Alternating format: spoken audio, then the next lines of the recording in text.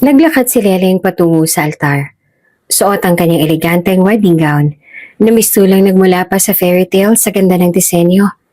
Nakatitig siya kay Andrew, ang lalaki ay nagpapatibok ng kanyang puso. Ngunit sa bawat hakbang niya, rinig na rinig niya ang bulungan ng mga bisita. Grabe, nagpakasal talaga si Leleng sa isang construction worker? Sayang ang ganda niya. Pwede naman siya maghanap ng mas mayaman kaysa riyan. Pinilit ni Leleng na wag na lamang pansinin ng mga bulong. Ngunit ramdam niya ang bigat ng mga mapanuring mata na nakatuon sa kanila. Biglang bumukas ang pinto ng simbahan at pumasok ang mga gwardyang nakauniforme. Mahigit 80 katao ang biglang pumasok, na tila isang espesyal na operasyong militar. Nagulat ang lahat at napalingon. Isa sa mga gwardyang lumapit kay Andrew at magalang na sinabi, Mr. Panzalan, nakatanggap kami ng balita na may banta rito. Alinsunod sa utos ng Mr. President, kailangan ka naming protektahan. Tumigil ang musika. Naging tensyonado ang paligid. Napatingin si Lengleng kay Andrew at ang kabay bumalot sa kanyang dibdib. Andrew, anong ibig sabihin nito? Tanong niya, halatang naguguluhan. Hindi naman sumagot si Andrew ng diretso. Sa halip, bumulong siya kay Leleng. Tell Dad we are going. Humawak siya sa kamay ni Leleng at nagsimula silang maglakad palabas ng simbahan. Habang ang mga tao ay nananatiling nagulat sa kanilang nasaksihan. Bago ka pa lang sa channel na ito, Ate Jane TV, huwag kalimutang pindutin ang notification bell and subscribe button. Sana po hindi naman malaking abala sa inyo ang pagpindot ng subscribe button dahil ang kapalit po nito ay ang pagsuporta para makapag-produce ng mga libreng stories sa mga channels ni Ate Jane. Maraming salamat!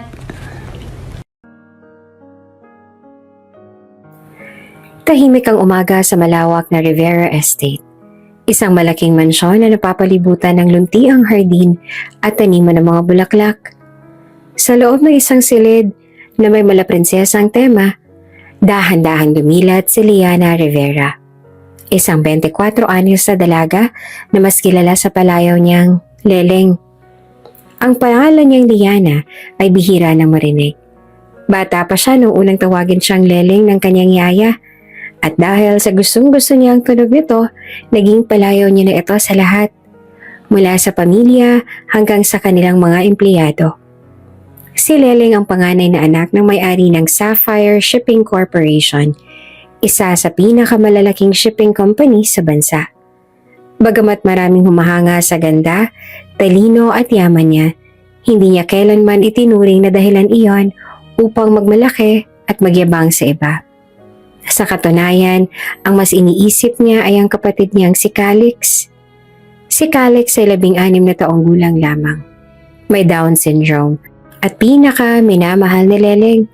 Sa kabila ng kondisyon ng kanyang kapatid, isa itong masayahing binatilyo na puno ng enerhiya. At si Leleng ang laging gumagabay sa kanya. Pagkagising niya, bumangon agad si Leleng mula sa kama at lumapit sa bintana. Sinilip niya ang hardin mula roon, pero wala roon ang kapatid niya. Agad niyang tinanong ang kanyang yaya na abala sa paghahawi ng kortina at pagbubukas ng mga bintana. Manang, nasan si Calix? Usisa ni Leleng. Nasa hardin na, iha. Naglalaro na naman ng bola kasama ng isa sa mga hardinero. Sagot ng yaya habang inaayos ang sapin ng kama ni Leleng. Ngumiti si Leleng at agad na nagpunta sa hardin. Sa kabila ng marangyang damit na suot niya, walang pag-aalinlangan siyang lumakad ng walang sapin sa paa at may hamog pa ang damo. Calix! Sigaw niya nang makita ang kapatid na nagbubulungan kasama ang gardener. Tete! Masiglang sagot naman ni Calix bago tumakbo palapit at yumakap sa kanya. Hinaplos ni Leleng ang buhok ni Calix at magiliw silang naglaro ng bola sa hardin. Tumatawa sila habang tinuturo ni Calix kung paano niya tinamaan ang bola ng malakas. Labo ate! Bulong ni Calix habang nakayakap sa kanya. I love you more! Sagot naman ni Leleng habang hinahaplos ang pisngi ng kapatid. Hindi nagtagal, tinawag sila para mag-agahan. Inalalayan ni Leleng si Calix patungo sa mahabang dining table, kung saan naman naghihintay ang kanilang mga magulang. Ang kanilang ama na si Hector Rivera ay isang respetadong negosyante, habang ang kanilang ina naman na si Mariette ay kilala sa social circles bilang isang philanthropist. Habang naghahanda ng pagkain, nag-uusap-usap ang pamilya tungkol sa mga plano para sa araw na yon. Anak, aalis kami ng mommy mo mamaya. May business trip kami na kailangang asikasuhin. Sabi ng kanilang ama, ikaw na munang bahala kay Calix at sa bahay ha, habang wala kami. Of course, Dad. Ako nang bahala kay Calix. Sagot ni Leleng, habang pinupunasan ng bibig ng kapatid niya ang natapunan ng juice. Sa gitna ng agahan, biglang tinanong ni Hector ang anak niya tungkol kay Vince, ang kasalukuyang boyfriend nito.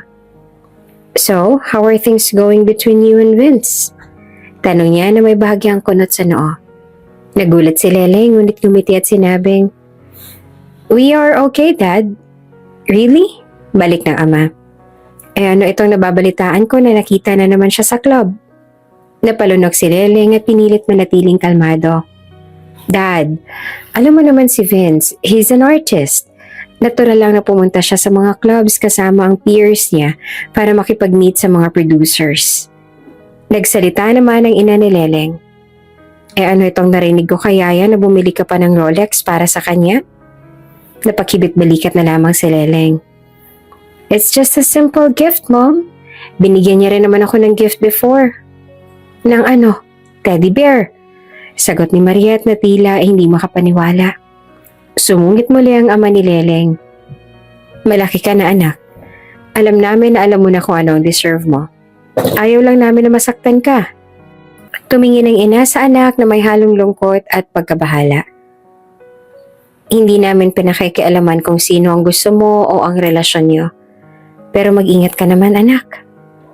Napatingin si Leleng sa parehong magulang at ngumiti ng mahina. Yes, Mom, Dad. I know. Nagpalitan pa ng tingin ng kanyang mga magulang bago tumayo mula sa mesa upang maganda para sa biyahe. Naiwan si Leleng kasama si Calix. Matapos ang agahan, bumalik si Leleng sa hardin kasama si Calix. Pinanood niya ang kapatid habang naglalaro at hindi niya maiwasang mag-isip tungkol sa usapan nila kanina. Ang katotohanan ay may dahilan kung bakit palaging may pag-aalinlangan ng kanyang mga magulang kay Vince. Isang beses na kasi nilang nahuli si Vince na nakikipaghalikan sa ibang babae sa isang party. Ang paliwanag ni Vince, lasing daw siya at pinilit siya ng babae.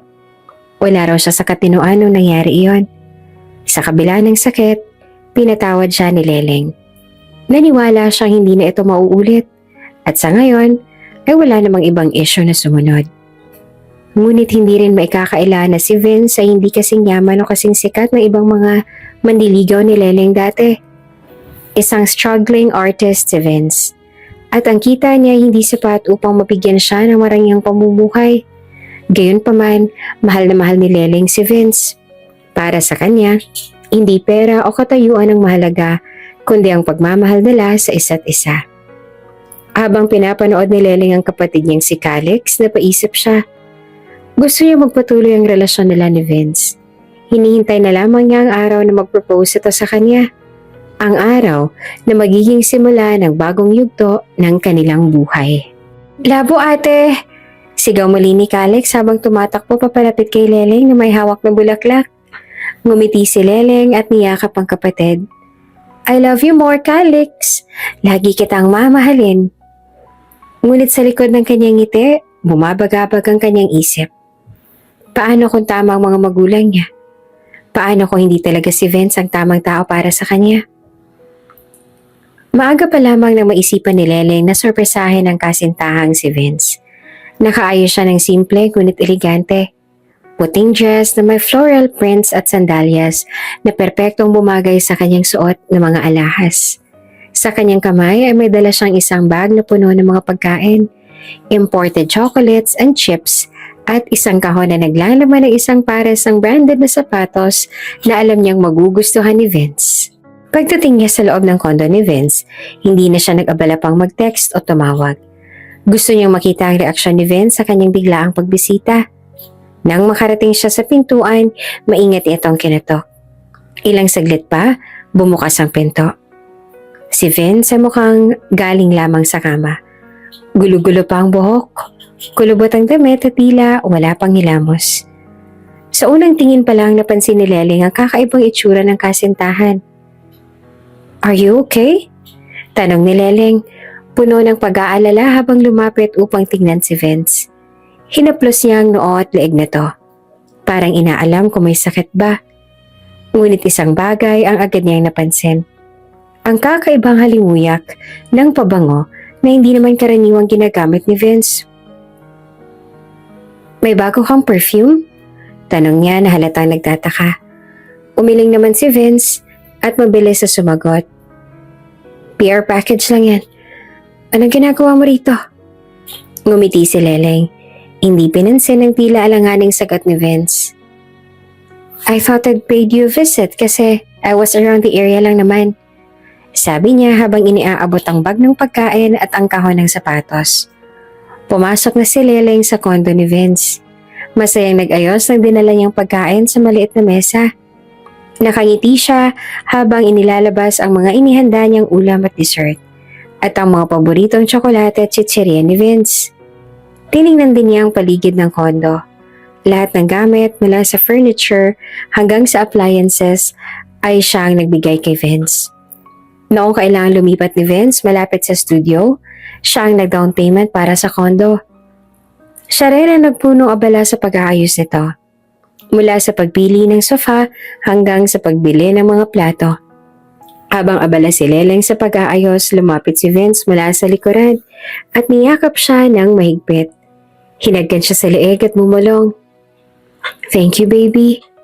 Ang mga kamay ni Vince ay nagsimulang maglakbay mula sa bewang ni Leleng pababa sa kanyang mga hita. Humarap si Leleng sa kanya, hinawakan ang kanyang mukha at numiti. "How are you? Okay ka lang ba sa work?" Tanong niya na punong-puno ng lambing. Sumimangot naman si Vince. "Walang nagko-callback mula sa studio na gusto ko eh." Sagot niya na halatang may inis sa boses. Napatigil si Leleng pero nag-alala rin. "Ayaw mo bang itry na maghanap ng ibang casting? Baka naman may mas magandang opportunity roon. Do you want me to ask around?" Suhestyon niya. Biglang uminit ang ulo ni Vince. "Sinasabi mo bang hindi ako magaling? Na hindi ako tatanggapin ng studio?" Tanong niya. At ang tono ng boses ay puno ng pagkairita. Nabigla naman si Leleng at agad na nag-apela. Hindi naman yun ang ibig kong sabihin. Of course, I'm proud of you." Lumapit siya kay Vince at niyakap ito ng mahigpit upang pakalmahin. At saka idiniin ang sarili sa nobyo. Hinaplos ni Vince ang likod ni Leleng at ngumiti. "Yan ang gusto ko sa'yo," sabi niya bago siya yumuko at buhatin si Leleng. Dinala niya ito sa kwarto habang si Leleng naman ay walang nagawa kundi ang ngumiti at hayaan ang ginagawa ni Vince. Habang nakahiga sa kama, magkayakap sila ni Vince. Tahimik ang paligid. Tanging ang tunog ng aircon ang maririnig. Napansin ni Vince na tila malalim ang iniisip ni Leleng. Hinaplos niya ang buhok nito at bumulong. "Mahirap talaga sa mga artists. Kaya iniisip ko, baka kailangan ko na ng sariling kotse para mas madali ang pagpunta ko sa mga casting." Tumingin si Leleng sa kanya. "Okay, then buy one." Sagot niya nang walang alinlangan. Medyo alanganin pa ako sa down payment eh." Paliwanag ni Vince. "Malaki kasi. Kaya ko namang hulugan pero hindi pa sapat yung savings ko." Hinaplos ni Leleng ang pisngi ni Vince at ngumiti. "I will pay for it." Sabi niya nang walang pag-aalinlangan. Napangiti naman si Vince at tanilikan si Leleng sa labi. "Lakas ko talaga sa'yo, baby." Sabi niya bago siya ngumiti ng malawak. Si Leleng naman ay hindi napigilan ng sariling kiligin. Mahal na mahal niya si Vince. At para sa kanya, natural lang na suportahan ng taong minamahal niya kahit sa financial na aspeto. Habang yakap-yakap niya si Vince, bigla niyang naalala ang isa sa mga paborito niyang YouTuber. Alam mo ba yung favorite kong YouTuber, engaged na siya. Sabi niya, halos hindi mapigilan ng excitement sa kanyang boses. Napatingin naman si Vince sa kanya. Oh? Sagot nito na walang emosyon. Nagparinig pa si Leleng. Sabi nga rin ni Mom at Dad, pwede na ako mag-asawa. Sandali namang natahimik si Vince. Hindi maikakaila ang bahagyang pagbabago ng mood nito. Darating din tayo roon. Sagot niya, ngunit halatang nag-iwas ang tingin. Naramdaman ni Leleng ang pagbabago sa tono ni Vince. Sa kabila nito, nanatili siyang positibo. Naniniwala siya na mahal din siya ni Vince at na balang araw, mangyayari rin ang inaasam niyang proposal. Habang magkatabi sila sa kama, napatingin si Leleng sa paligid ng kwarto. Ang lahat ng nakikita niya mula sa kama hanggang sa kortina ay siyang nagbigay. Ngunit para sa kanya walang halaga ang material na bagay. Ang mahalaga ay ang pagmamahal niya kay Vince. Pero sa kabila ng kanyang kasiyahan, hindi maiwasan ni Leleng na mag-isip. Bakit parang palaging alangan si Vince pagdating sa usapan tungkol sa kasal? Bakit tila laging maalinlangan sa kanyang boses tuwing napag-uusapan ang kanilang hinaharap? Bagamat masalimuot ang tanong sa kanyang isip, pinili niyang manatiling tahimik. Sa puso niya, umaasa siya na darating din ang araw na magiging handa rin si Vince na magsimula ng buhay kasama siya. Isang buhay na puno ng pagmamahalan at pangarap. Ngunit ang hindi alam ni Leleng, sa bawat halik at yakap ni Vince, may mga lihim na itinatago sa likod ng kanyang mga ngiti. Lihim na maaaring magbago ng lahat. Isang araw, nagsabi si Vince kay Leleng na kailangan niyang pumunta sa mall upang bumili ng kasuotan para sa isang paparating na gala night. Excited si Leleng na samahan siya sa mismong event. Ngunit sinabi ni Vince na bawal ang +1 sa event dahil tanging mga artists lamang mula sa kanilang label ang inaasahan. Bagamat may kaunting lungkot, pinilit ni Leleng na unawain ito. At inalok si Vince na samahan siyang mamili ng mga kailangan para sa event. Nang araw ng pamimili, isinama ni Leleng ang kapatid niyang si Calix na nag-request na sumama. Nang makita ni Vince si Calix sa mall, kumunot ang noon ito. Halatang hindi natuwa. Bakit kasama yan? Tanong ni Vince. Halatang mainis sa boses. Natigilan si Leleng at saglit na tumahimik bago sumagot. Gusto kong sumama ng kapatid ko. Bawal ba? Bago pa makasagot si Vince, gumiti si Calix at tinawag si Vince. Kuya Vince! Na may inosente ngiti. Agad na nag-iba ang tono ni Vince. Parang nagkukunwaring okay. Hindi naman, baka lang mainip siya. Palusot nito. Halatang pilit na nilambot ang tono. Ngumiti si Leleng at hinawakan ang kamay ni Calix. He will be okay. Halika na, maghanap na tayo ng susuotin mo. Sabi niya at pilit na pinapanatili ang positibong mood. Habang nag-iikot sila sa boutique, maraming tao ang nakapansin kay Leleng. Ang iba ay huminto upang magpa-picture. Dala na rin ang kanyang pagiging influencer, ang ilan pa ay huminto at lumapit upang papurihin siya. Lalo na dahil madalas niyang isama si Calix sa kanyang mga videos upang mag-raise ang awareness tungkol sa Down syndrome. Ang galing mo, Miss Liana. Sobrang inspiring ng ginagawa mo para sa kapatid mo. Sabi ng isang babae habang kinukuhanan ng litrato si Leleng at Calix. Ang cute ni Calix. Dagdag pa ng isa habang pinuri ang inosenteng ngiti ni Calix. Sa bawat papuri at ngiti mula sa mga tao, unti-unting nawawala ang pasensya ni Vince. Habang abala si Leleng sa pakikisalamuha, tahimik namang nagpipigil ng inis si Vince.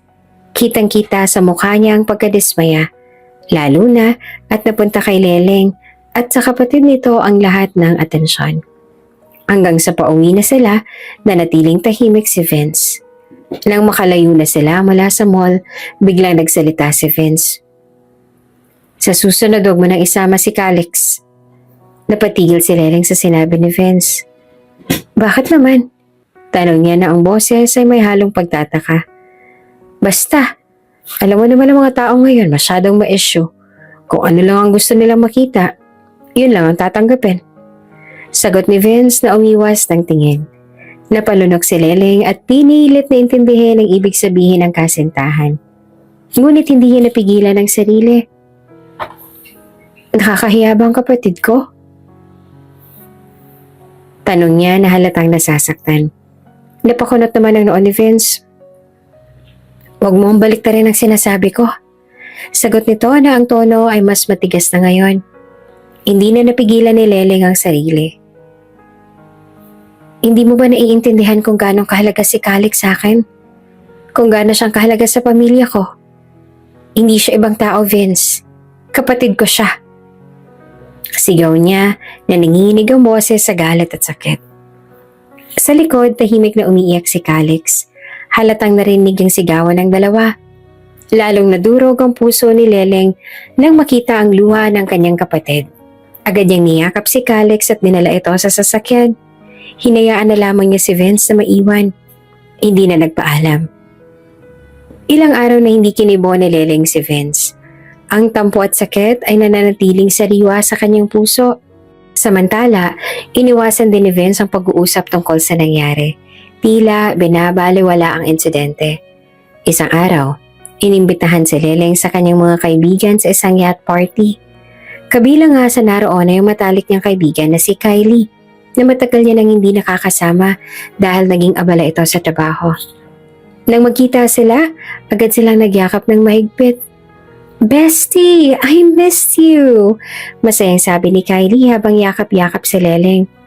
"Missed you too, Kylie," sagot naman ni Leleng na may ngiti. Tila pansamantalang nalimutan ang mga alalahanin. Ngunit habang yakap siya ni Kylie, may naamoy siyang pabango na pamilyar. Isang samyo na tila nitong nakaraan lang niya na amoy. Ngunit hindi niya matukoy kung saan. Napatigil si Leleng, biglang kinabahan. Habang nag-uusap sila ni Kylie, hindi mawala sa isip ni Leleng ang pamilyar na amoy na yon. Hindi niya mapigilan ang sariling magduda. Sa isip niya, pilit niyang iniisip kung kailan at saan niya nga ba naamoy ang pabangong yon. Mula sa kanyang ngiti, unti-unting naglaho ang kasiyahan sa mukha ni Leleng. Sa kabila ng pagdiriwang sa paligid, ang isip niya ay puno ng tanong at pag-aalinlangan. May kakaiba sa samyo ng pabangong yon. At pakiramdam niya, may kailangan siyang alamin. Lumipas ang mga araw at muling bumalik ang dating giliw sa pagitan ni Leleng at Vince matapos na mag-sorry si Vince sa naging inasal niya noong huli nilang away. Sinuyo siya ni Leleng gamit ang mga matatamis na salita at simpleng sorpresa. Sa kabila ng lahat, napatawad siya ni Leleng. Ang mahalaga para kay Leleng ay magkasama pa rin sila at maayos ang kanilang relasyon. Sa mga sumunod na linggo, tuwang-tuwa pa si Leleng para kay Vince dahil sa wakas ay nakakuha na ito ng malaking break para sa isang supporting actor sa isang teleserye. Bilang suporta, tinulungan niya si Vince na maganda. Mula sa pagbili ng mga bagong damit hanggang sa pag-aalaga ng kanyang social media presence. Ginawa ni Leleng ang lahat upang siguraduhin na magiging matagumpay ang bagong yugto ng buhay ni Vince. Ngunit habang abala si Vince sa kanyang bagong proyekto, unti-unti siyang nawala ng oras para kay Leleng. Halos hindi niya na nasasagot ang mga tawag at text nito. Ang madalas niyang dahilan ay ang kanyang pagiging busy. Naiintindihan naman ito ni Leleng sa simula. Ngunit unti-unti niyang naramdaman ang malamig na distansya sa pagitan nila. Dumating pa ang kanilang monthsary, ngunit nakalimutan ito ni Vince. Sinubukan ni Leleng na intindihin ang sitwasyon. Ngunit hindi niya maitanggi ang lungkot at pangungulila. Paulit-ulit yung sinasabi sa sarili na baka nga sobrang abala lamang si Vince sa kanyang trabaho. Ngunit ang kanyang puso ay nagsimulang magduda. Isang araw, dinaluhan ni Leleng ang isang event kasama ang kanyang mga kaibigan. Naroon din ang matalik niyang kaibigan, si Kylie. Nagkaroon sila ng pagkakataong mag-usap at ibinuhos ni Leleng ang kanyang nararamdaman tungkol kay Vince. "Kylie, minsan parang nawawala na siya sa akin. Halos hindi na kami nagkakausap. Ni monthsary namin nakalimutan niya." Hinanakit ni Leleng habang hawak ang baso ng wine. "Is that even normal?" Si Kylie naman ay tahimik na nakikinig. Paminsan-minsan nagbibigay ng maikling payo. "Bigyan mo lang siya ng time, bestie. Baka overwhelmed lang siya ngayon." Sagot nito na may pilit ng ngiti.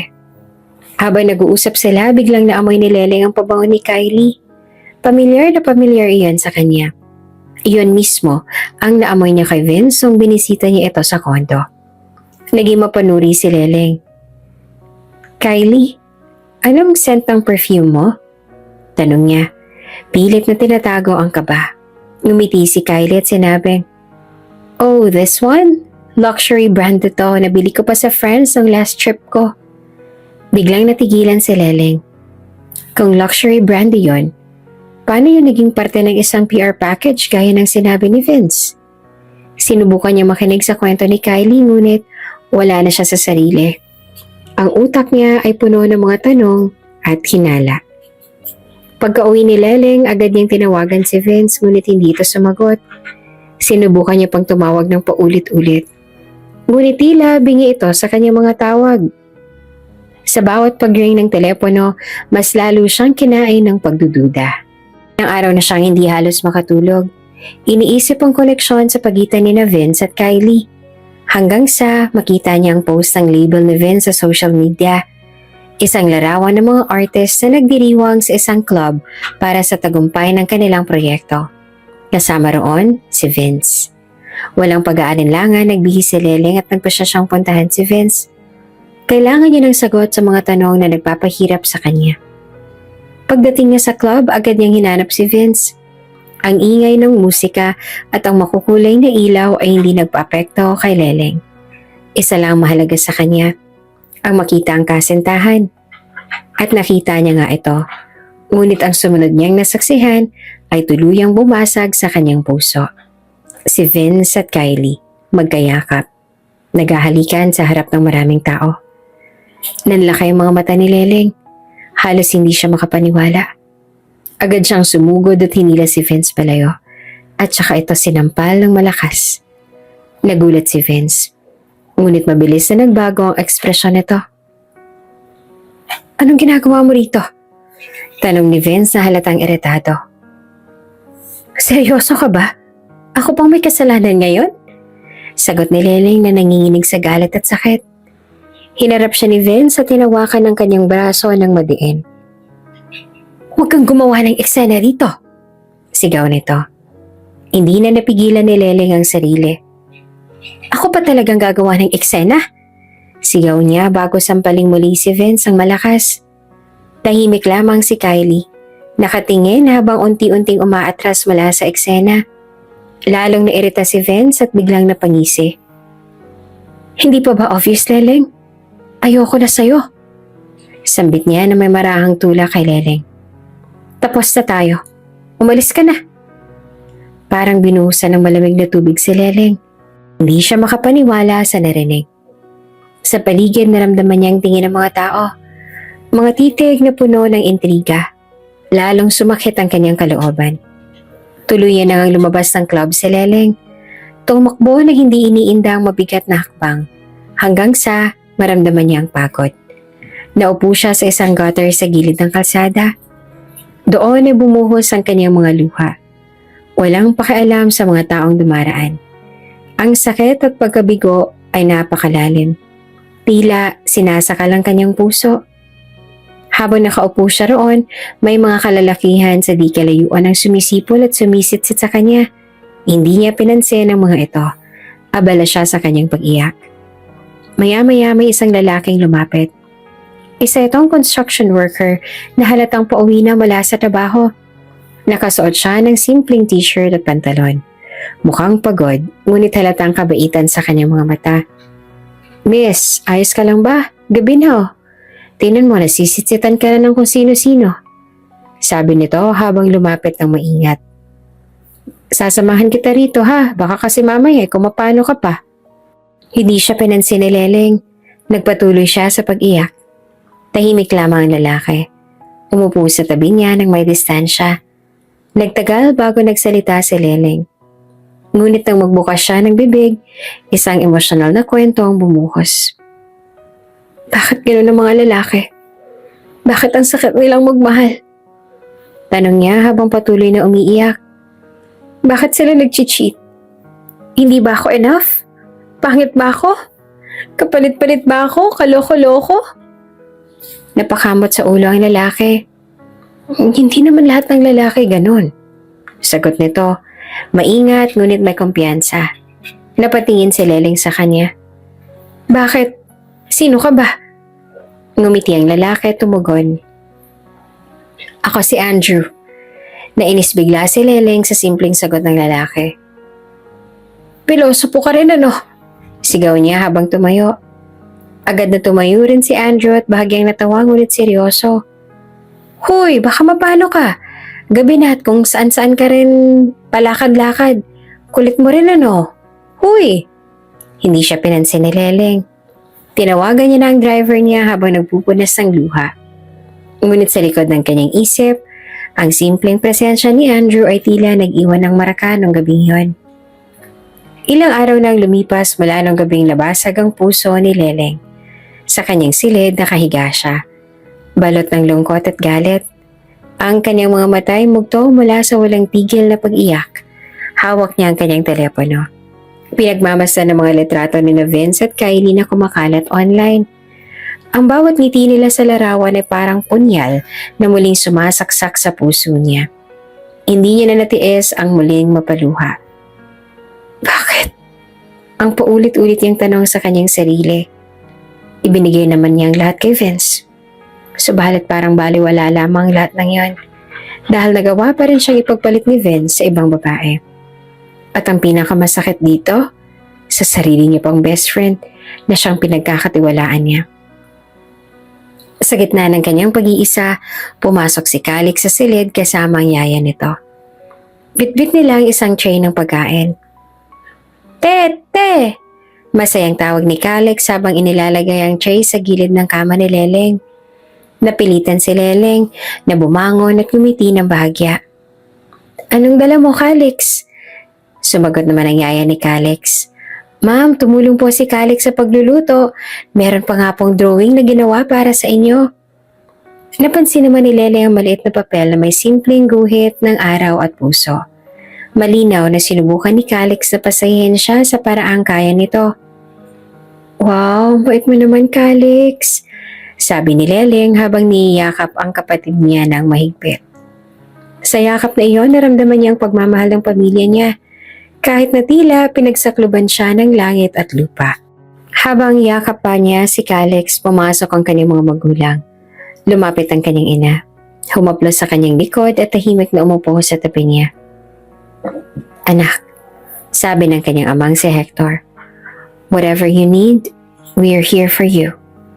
Tumango lamang si Leleng at sagot niya, I just need space, Mom and Dad.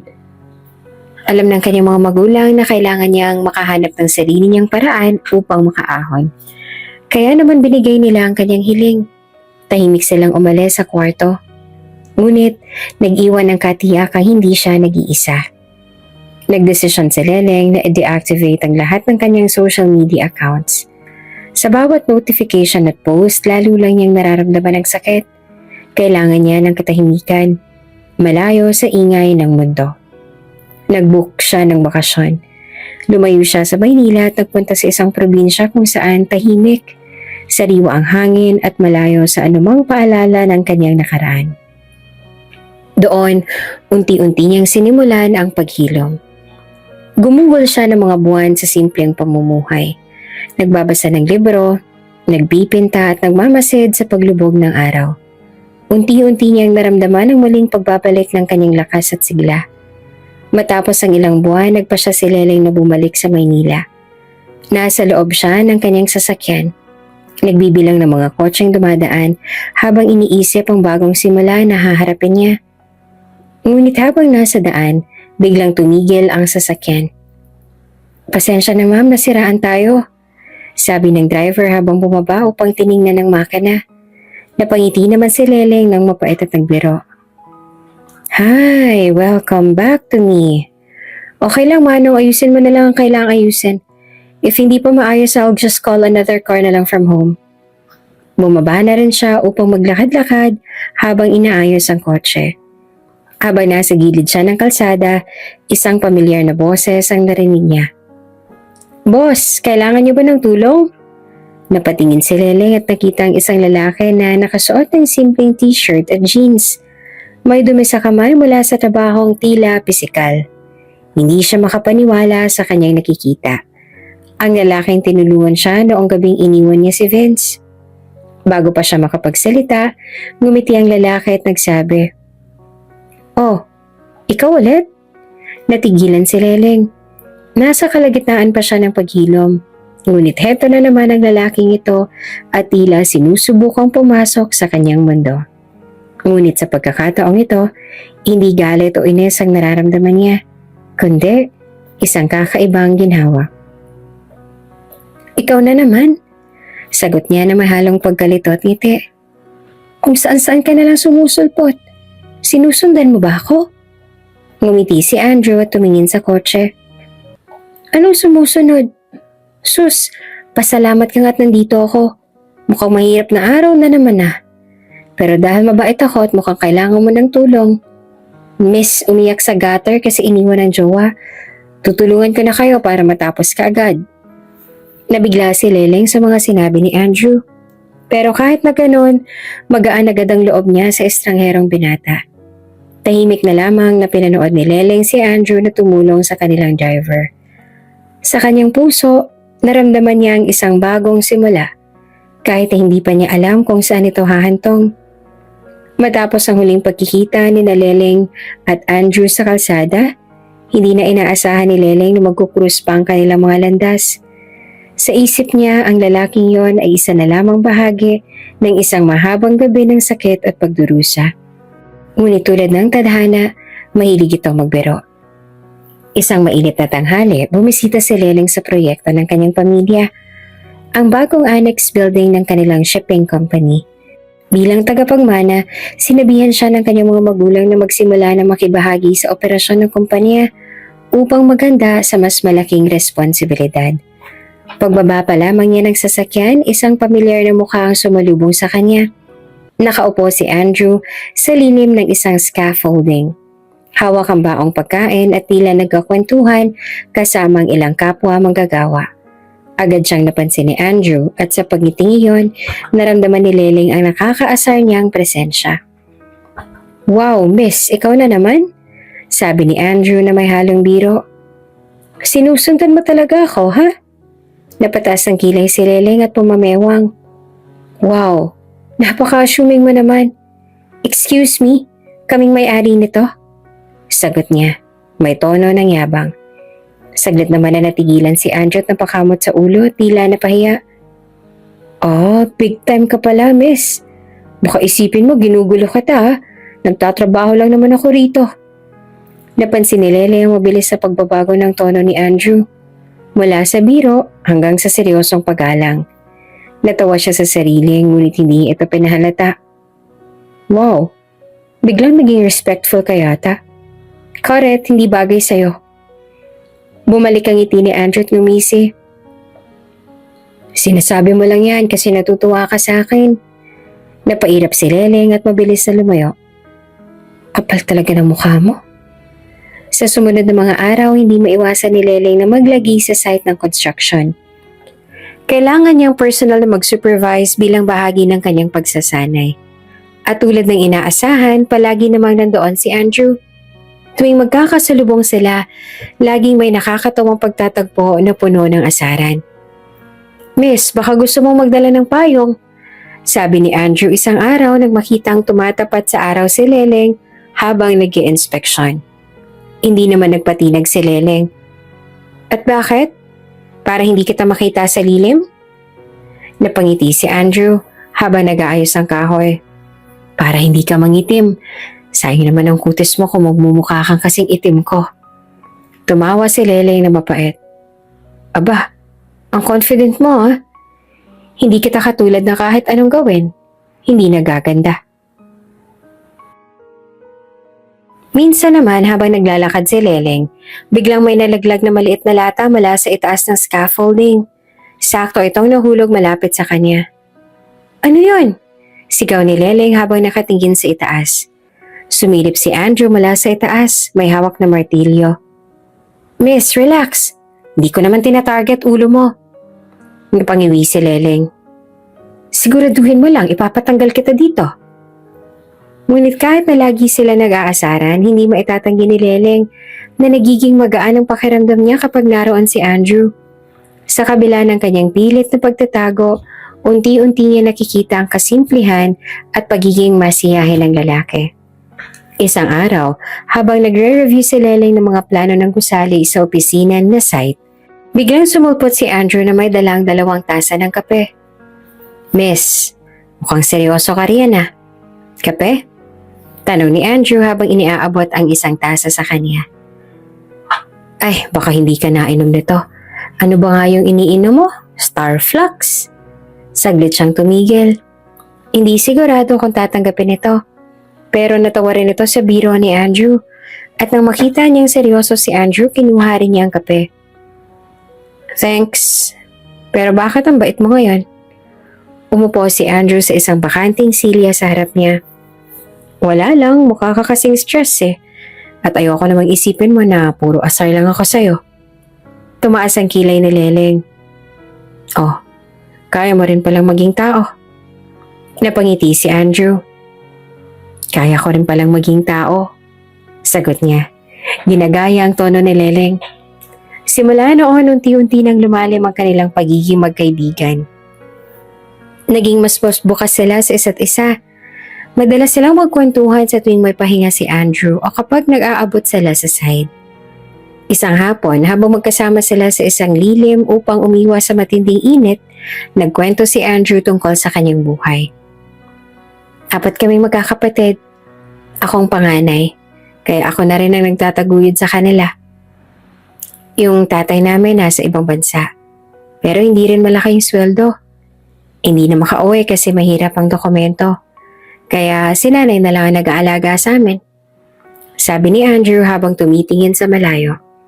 Tahimik lamang na nakikinig si Leleng. Ngayon lang niya nakita ang maseryosong bahagi ni Andrew. Kaya ako pumasok sa construction kasi kahit pa paano malaki ang kita. Pero plano ko rin naman mag-aral ulit. Siguro kapag nakapag-ipon na ako. Napahanga si Leleng sa determinasyon ng lalaki.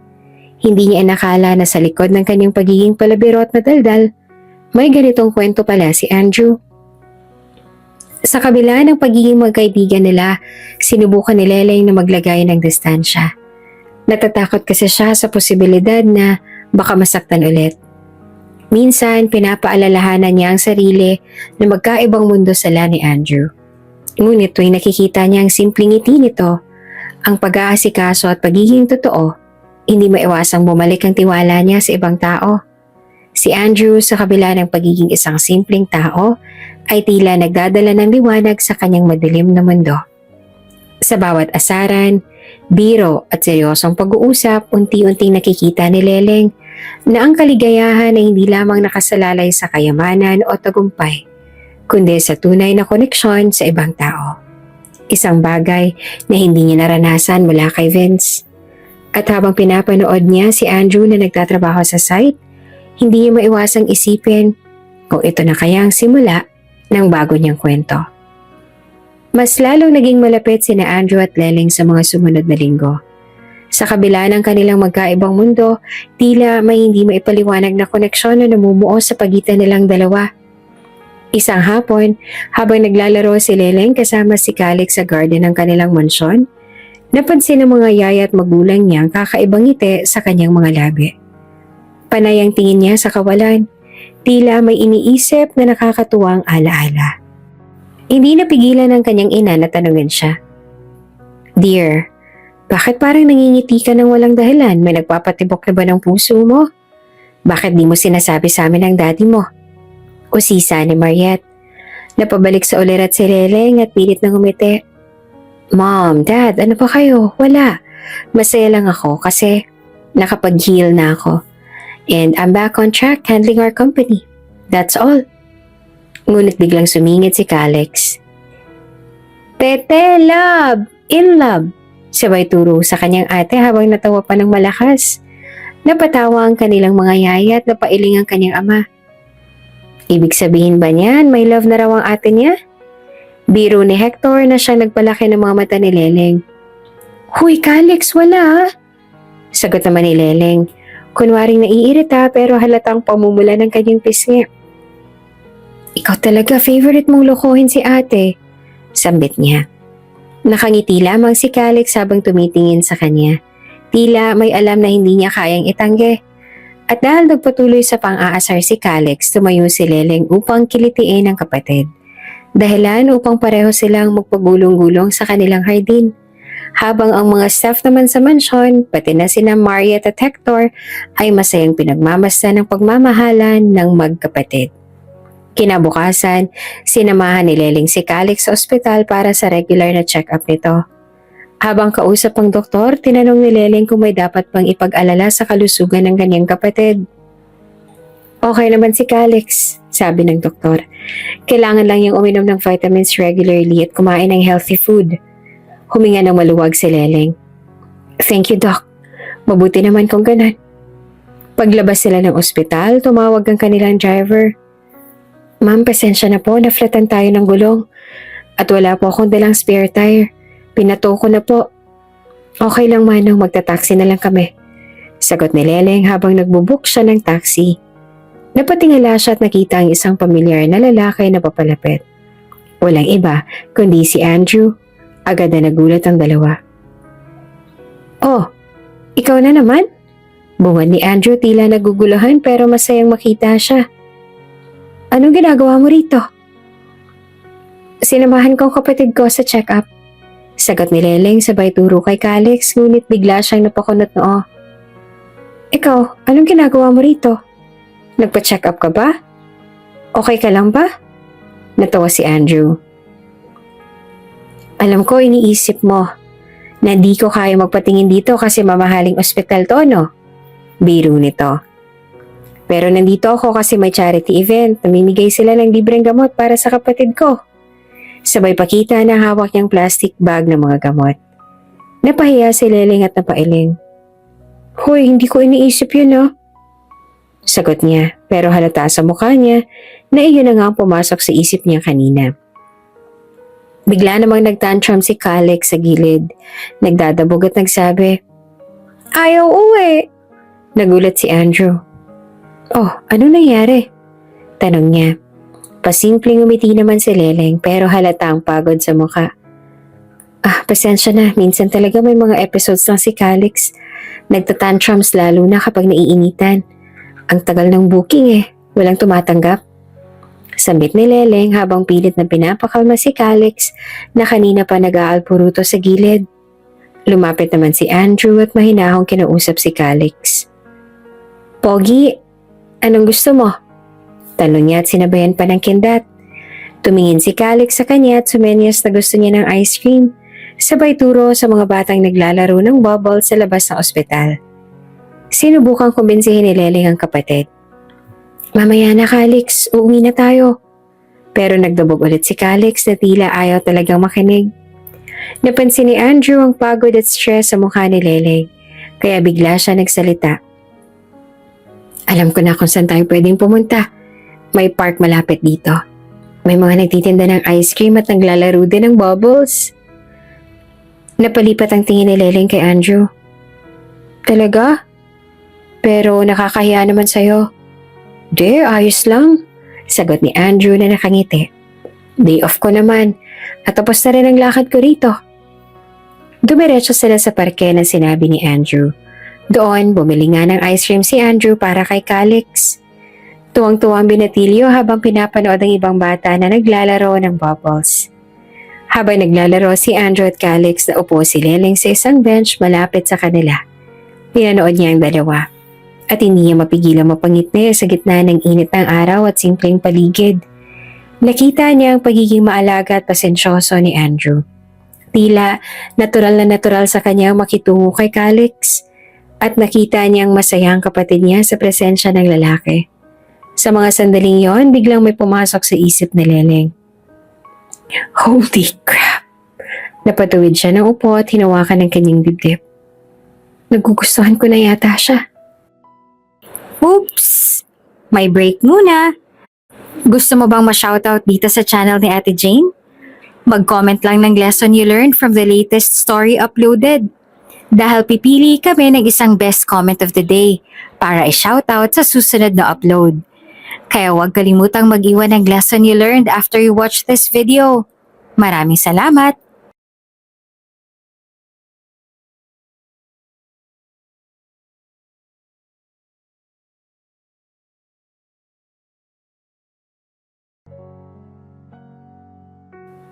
Habang pinapanood niya ang masayang mukha ni Calix at ang maaliwalas ng ngiti ni Andrew, hindi maitatanggi ni Leleng ang nararamdaman niya.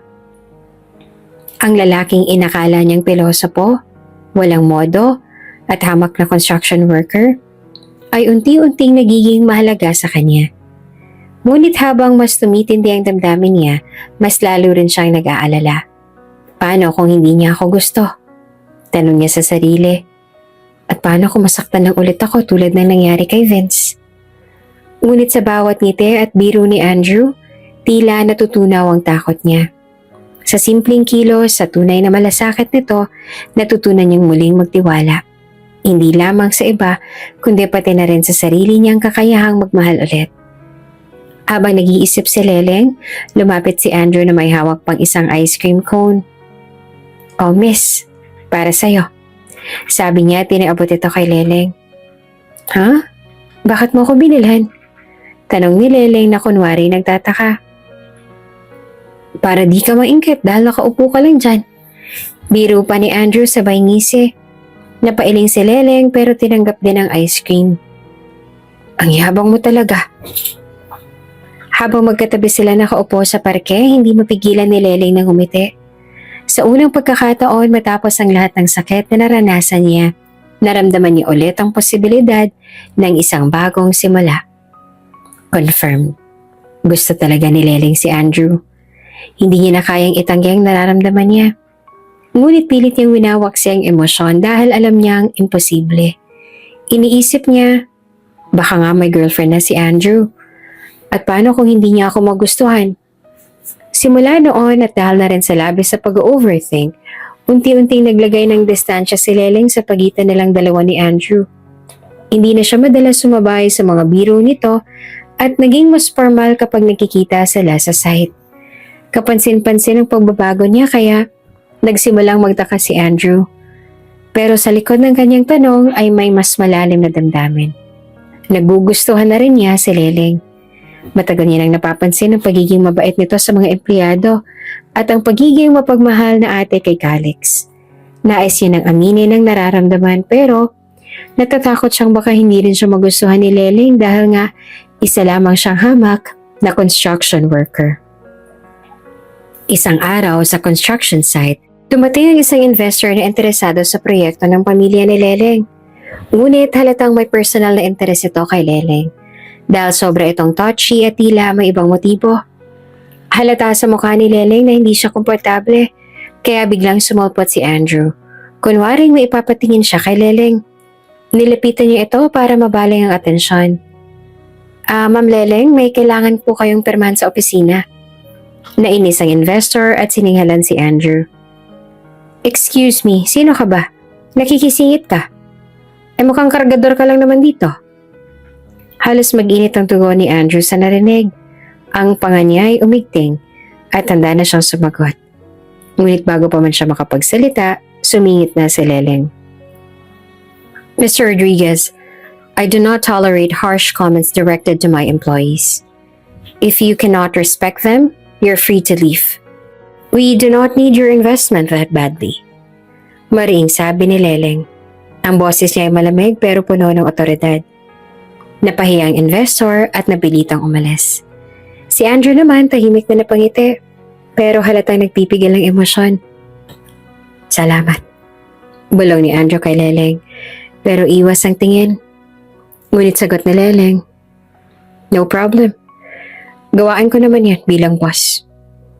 Ngunit sa loob-loob niya, gusto niyang sabihin na ginawa niya ayon hindi lang bilang boss, kundi dahil mahalaga sa kanya si Andrew. Pauwi na sana si Leleng nang habulin siya ni Andrew. May hawak itong maliit na bulaklak na gawa sa papel. "Oh, para sa'yo." Inabot ang bulaklak. Nagulat si Leleng. Para saan to?"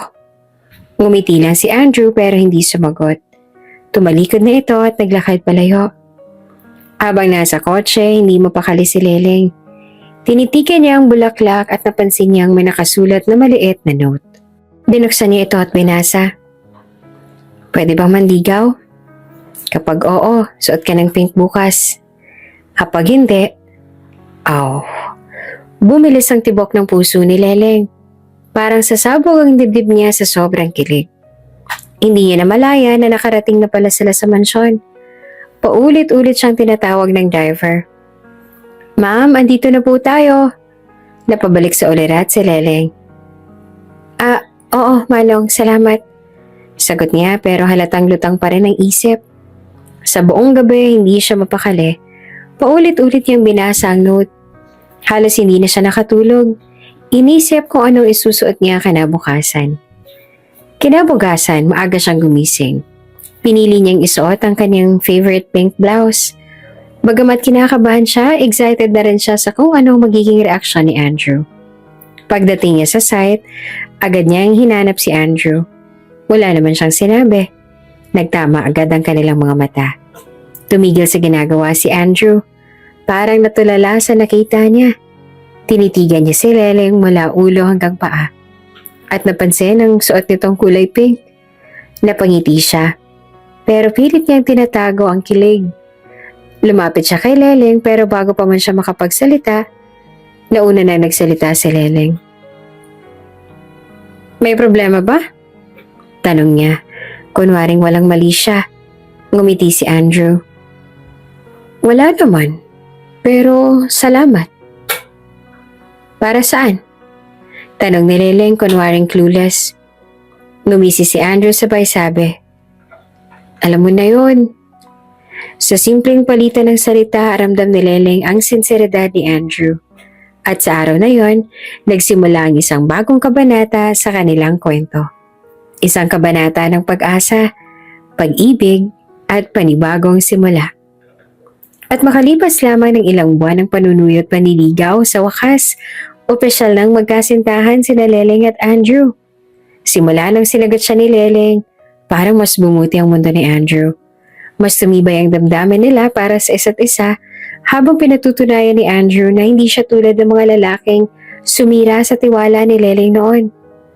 Isang araw habang naglalakad sila sa parke, sinabi ni Andrew, alam mo Leleng, kung nahihiya kang sabihin sa lahat na tayo na, okay lang sa akin. Ayoko mailagay ka sa alanganin. Napahinto si Leleng at tinitigan si Andrew. Kita sa mata niya ang sinseridad at malasakit nito. Bakit ba napaka-selfless ng taong to? Tanong niya sa sarili. Andrew, sabi niya, mahina puro puno ng damdamin. Hindi ako nahihiya. Bakit naman ako mahihiya? Ikaw ang boyfriend ko. At sobrang happy ako sa'yo. Ngumiti naman si Andrew. Salamat. Sabi niya pero halata sa tono ng boses niya na higit pa roon ang nararamdaman niya. Hindi nagtagal naging usap-usapan ang relasyon nila sa site. Sa simpleng mundo ng construction workers at mga empleyado, ang kwento ng boss na si Leleng at ang pilosopong manggagawa na si Andrew ay naging paboritong topic ng marami. Nako, bagay naman pala sila. Wika ng isang foreman. Si Andrew kasi tahimik pero kita mo talagang mabait. Nakaka-inspire naman sila. Dagdag pa ng isang secretary sa opisina. Ngunit hindi lahat ay positibo. May ilan din nagsasabing hindi magtatagal ang relasyon nila dahil magkaiba sila ng estado sa buhay. Dumating din ang balitang yon kina Mariette at Hector. Hindi nakatakas ang kanilang relasyon dahil may pakpakang chismis, kaya agad na naitimbre ang balita sa mga magulang ni Leleng. Nag-alala ulit ang mag-asawa dahil sa karanasan nila kay Vince. Ayaw nilang maulit ang sakit na naranasan ng anak nila. Sa hapunan, masinsin nilang kinausap si Leleng. Anak, sabi ni Hector, narinig namin na may bago ka ng boyfriend. Si Andrew raw, tama ba? Tumango si Leleng. Yes, Dad. Siya na nga. Sumingit si Mariette. Anak, sigurado ka ba sa kanya? Baka katulad lang siya ni Vince. Hindi siya kagaya ng mga nakasanayan nating tao. Napabuntong hininga si Leleng. Mom, Dad, naiintindihan ko kung bakit kayo nag-aalala. Pero si Andrew, ibang-iba siya kay Vince, okay? Mabait siya. Mahal na mahal niya ako. At hindi niya ako sasaktan.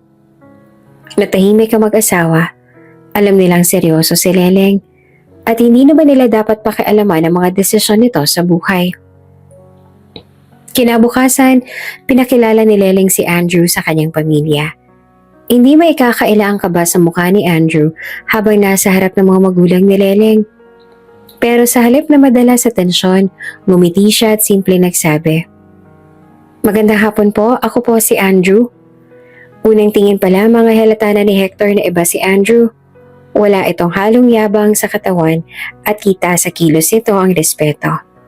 Habang in-interrogate siya ng mga magulang ni Leleng, biglang tumakbo si Calix papunta kay Andrew. "Kuya Andrew!" Sigaw ni Calix sabay yakap sa kanya. Tuwang-tuwa si Calix habang pinapakita kay Andrew ang mga laruan niya. Parang matagal na silang magkakilala dahil sa lambing ni Calix sa kanya. Napangiti naman si Mariette at Hector. Kitang-kita nila kung gaano kasaya si Calix. Sa unang pagkakataon, nakaramdam sila ng tiwala sa bagong boyfriend ng kanilang anak. Habang tumatagal ang relasyon nila, lalo pang napatunayan ni Andrew ang pagmamahal niya kay Leleng sa pamamagitan ng mga simpleng bagay. Isang beses nang makita niya nakasimangot si Leleng sa site dahil sa stress sa trabaho, binigyan niya ito ng paboritong iced coffee niya na nabili pa niya mula sa maliit na tindahan sa labas. "Para sa pinakamagandang boss na kilala ko," biro niya. Napangiti si Leleng. "Thank you, Andrew." Sa mga ganong simpleng kilos, naramdaman ni Leleng na mahalaga siya. Walang kailangang magarbong regalo o malalaking gestures dahil sapat na ang effort ni Andrew para mapaligaya siya. Isang gabi habang nakahiga si Leleng sa kanyang kama, iniisip niya ang mga nangyari sa buhay niya. Hindi niya mapigilang mapaluha habang iniisip ang lahat ng sakit na dinanas niya noon. Pero ngayon, iba na. Sa piling ni Andrew, natutunan niya kung ano ang tunay na pagmamahal. Ito pala yung love na deserve ko. Hindi perpekto, pero totoo. Sa kaunting panahon na magkasama sila, napatunayan ni Andrew na hindi kailangang magpanggap para mahalin. Ipinakita niya na ang tunay na pagmamahal ay nasa simpleng mga bagay, pag-unawa, pag-alaga at pagiging tapat. At doon napagtanto ni Leleng na hindi lamang siya basta in love, siya ay deeply and madly in love kay Andrew.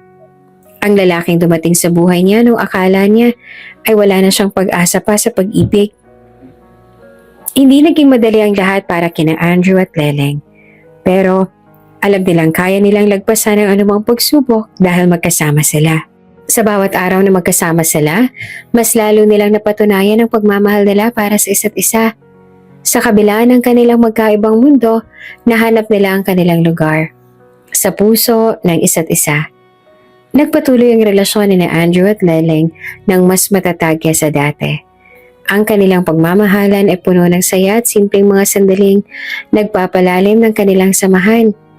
Ngunit alam nilang darating din ang mga pagsubok, lalo na't magkaiba ang kanilang mundo. Isang araw, niyaya ni Leleng si Andrew na sumama sa isang high-profile na event. Isa itong charity auction na dadaluhan ng mga kilalang negosyante at kailangan niya magpakita roon bilang isa sa mga batang executive ng kumpanya ng kanyang pamilya. "Sigurado ka ba na okay lang akong sumama?" Nag-aalalang tanong ni Andrew dahil alam niyang hindi siya sanay sa ganoong mga event. "Susuportahan na lang kita sa malayo." "Ano ka ba? Siyempre gusto kitang kasama." "Okay lang yun ano? Gusto ko andun ka." Paniniguro pa ni Leleng tsaka hinalikan sa pisngi ang kanyang nobyo. Nang gabing yon, magkahawak kamay silang pumasok sa engrandeng ballroom ng hotel.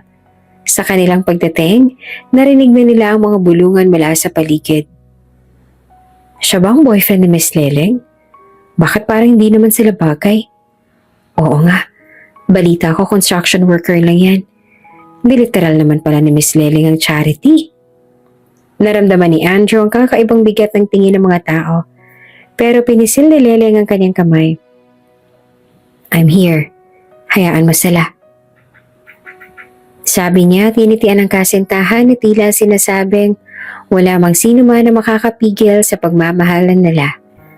Habang abala si Leleng sa pakikipag-usap sa mga kapwa negosyante, nagpaalam si Andrew na pupunta sa bar para uminom ng tubig. Pagdating niya roon, biglang nilapitan siya ng bartender. "Excuse me sir, from what company are you?" Tanong ng bartender na may halong pagdududa. Kasama ako. +1 ako. Sagot ni Andrew na halatang hindi sanay sa ganong sitwasyon. Bawal pong kumuha ng drinks kung wala kang membership sa event o access dito sa hotel. Sabi ng bartender. Naikapanahiya naman ni Andrew. Tahimik siyang umatras. Ramdam ang init ng tingin ng mga tao sa paligid. Ang hirap ng pakiramdam na tila hindi siya kabilang sa mundo ni Leleng. Mula sa malayo, napansin ni Leleng ang pagkakayuko ni Andrew at ang eksenang nagaganap sa bar. Agad niyang tinapos ang pakikipag-usap sa mga negosyante at lumapit sa kinaroroonan ng kasintahan. "Anong nangyayari dito?" Tanong ni Leleng at ang tinig ay puno ng otoridad. Nagpaliwanag ang bartender. Ma'am, hindi po kasi siya kasali sa event kaya hindi namin siya maserbisyohan." Tumigil ang usapan sa paligid nang marinig ang mga taong sinabi ng bartender. Tumaas ang tensyon habang si Leleng ay huminga ng malalim. Kontrolado, ngunit halata ang galit sa kanyang tinig. "Serve him," sabi niya tinitigan ng bartender ng diretsyo. "He's my boyfriend. Nagdi-discriminate ka ba?" Nagulat ang mga tao dahil talagang kumpirmasyon na iyon na isang construction worker lamang ang boyfriend ng isang taniyag na negosyante. Ang mga bulungan sa paligid ay lalong lumakas pero wala nang pakialam si Leleng. Agad namang nagmadali ang bartender na mag-serve kay Andrew pero halata ang tensyon sa eksena. Si Andrew naman nahihiya na sa nangyayari. "Leleng, hayaan mo na, huwag mo nang pansinin." Mahina niyang bulong kay Leleng. "Okay lang ako, promise." Pero tumanggi si Leleng sa paawat. Tiningnan niya ang mga tao sa paligid at malakas na sinabi, "Hindi ko kailanman hahayaan na tratuhin ng ganito ang boyfriend ko. Kung may problema kayo sa kanya, may problema kayo sa akin." Malakas niyang wika. Pagkatapos ng eksena, nagpatuloy pa rin ang bulungan ng mga tao. Nakita ni Leleng ang organizer ng event na papalapit upang humingi ng paumanhin. "Miss Leleng, pasensya na po sa nangyari. Hindi po namin atensyon na magdulot ng anumang hindi magandang karanasan. We are very sorry." Pero matigas na sagot ni Leleng. "I don't tolerate discrimination. Wala kayong karapatan na mang-apak ng ibang tao, kahit sino pa yan.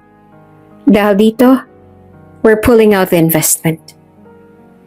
Napatigil ang organizer. Halatang nagulat sa sinabi ni Leleng. "Miss Leleng, baka pwede pa natin pag-usapan to." Pero tumalikod si Leleng at hinawakan ng kamay ni Andrew. "Let's go," sabi niya na hindi na lumingon pa. Habang pauwi na sila, tahimik naman si Andrew sa loob ng sasakyan. Alam niyang nahirapan si Leleng sa nangyari dahil sa kanya. "Sorry," bulong ni Andrew. "Kung hindi ako pumunta ron, baka hindi nangyari ang ganito." Uminto si Leleng sa sinabi ni Andrew at hinarap siya. "Andrew, walang dahilan para mag-sorry ka. Hindi ito tungkol sa negosyo. Ang mahalaga sa akin ay ikaw. At hindi ko hahayaan na bastusin ka ng kahit sino." Ramdam ni Andrew ang sinseridad ng mga salita ni Leleng. Sa sobrang emosyon, niyakap niya ito ng mahigpit. "Salamat," sabi ni Andrew ng mahina pero puno ng damdamin. Ngumiti si Leleng at tinawakan ng pisngi ni Andrew. "Gusto ko lang malaman mo na mahal kita. At kahit kailan hindi ka magiging dahilan ng kahihiyan ko. Dahil ikaw ang pinipili ko." Hinagka ni Andrew ang labi ni Leleng. Habang tanga ng isa't isa na puno ng pagmamahal at pag-unawa. Ang gabing yon ay nagpatibay sa relasyon nila. Kahit anong problema o pagsubok ang harapin nila, alam nilang kaya nilang lampasan ang lahat basta't magkasama sila. Sa mga mata ni Leleng, si Andrew nagpapatunay na ang tunay na pagmamahal ay hindi nasusukat sa yaman o estado. At sa puso ni Andrew, si Leleng ang nagbibigay sa kanya ng kumpiyansa na kahit sino siya, karapat-dapat siyang mahalin. Patuloy niyang ipinamumuhay ang kanilang pag-iibigan. Hindi perpekto, pero totoo. Matatag at puno ng pagmamahal na hindi matitinag. Lumipas ang mga buwan at mas lalo pang tumibay ang relasyon ni na Andrew at Leleng. Sa bawat araw na magkasama sila, lalong napupuno ng pagmamahal at suporta ang kanilang samahan. Marami na rin silang napag-usapang plano para sa kanilang hinaharap. Pero hindi kailanman nagmadali si Andrew. Alam niyang ang tamang panahon ay darating kung kailan siya handa na talagang gawing opisyal ang kanilang pagmamahalan. Isang araw habang nasa business trip si Leleng, sinadya ni Andrew na magpunta sa mansyon.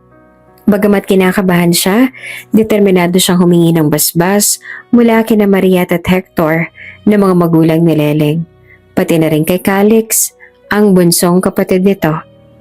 Pagdating ng mansyon, sinalubong siya ng mga kasambahay at inihatid sa sala kung saan naman naghihintay ang pamilya ni Leleng. Ramdam niya ang malamig na pawis sa kanyang noo pero pinilit niyang maging kalmado. Andrew, anong okasyon? Tanong ni Hector habang nakangiting pinaupo siya. Huminga ng malalim si Andrew at tumingin sa mga magulang ni Leleng. Gusto ko pong hingin ng basbas ninyo para pakasalan si Leleng. Nagulat ang pamilya ni Leleng sa kanyang sinabi. Si Mariette, bagamat halatang emosyonal, ay ngumiti ng bahagya. Sigurado ka na ba, Andrew? Tanong niya. Sigurado po ako. Sagot ni Andrew. Mahal na mahal ko po si Leleng at gusto ko po siyang alagaan habang buhay. Napangiti si Calix na nakikinig sa usapan. Tumayo siya at hinawakan ang kamay ni Andrew.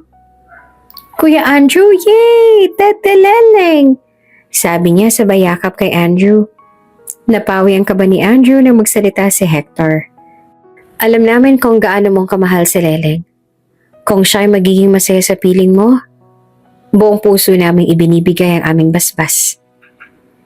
Nagganap ang inaasam-asam na proposal sa mismong kaarawan ni Leleng. Isang simpleng salo-salo ang inihanda sa mansyon. At lahat ng malalapit na tao sa kanilang bahay ay naroon. Mga kasambahay, kaibigan at pamilya ni Leleng. Habang abalang lahat sa pagkain at kwentuhan, biglang tumayo si Andrew sa gitna ng sala. Agad siyang napansin ni Calix na ngumiti ng pilyo. Sandali lang po, may gusto lang po akong sabihin. Sabi ni Andrew habang hinuhugot mula sa kanyang bulsa ang isang maliit na kahon. Nagulat si Leleng nang biglang tumigil ang ingay ng paligid. Lahat ng mata ay nakatuon kay Andrew na ngayon ay nakaluhod na sa harap niya.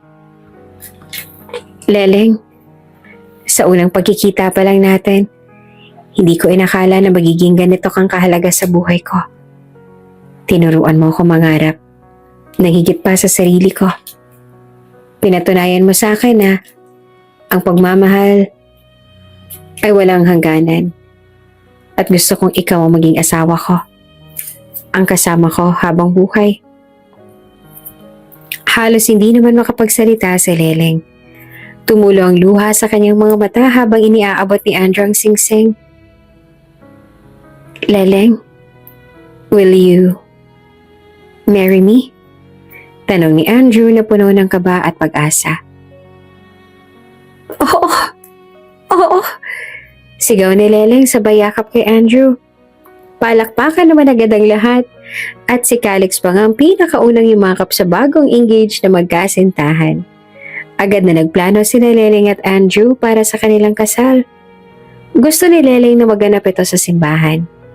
Ang pangarap niyang fairy tale wedding na puno ng eleganteng dekorasyon at romantikong tema. Okay lang ba na ganito kalaki ang gusto kong kasal? Tanong ni Leleng kay Andrew habang nagpaplano sila. Huwag mong alalahanin yun. Sagot naman ni Andrew. Pinag-ipunan ko to para sa'yo. Gusto ko maging masaya ka sa araw na ton. Hinayaan ni Andrew si Leleng na magdesisyon para sa lahat ng detalye. Mula sa disenyo ng kanyang gown hanggang sa dekorasyon ng simbahan.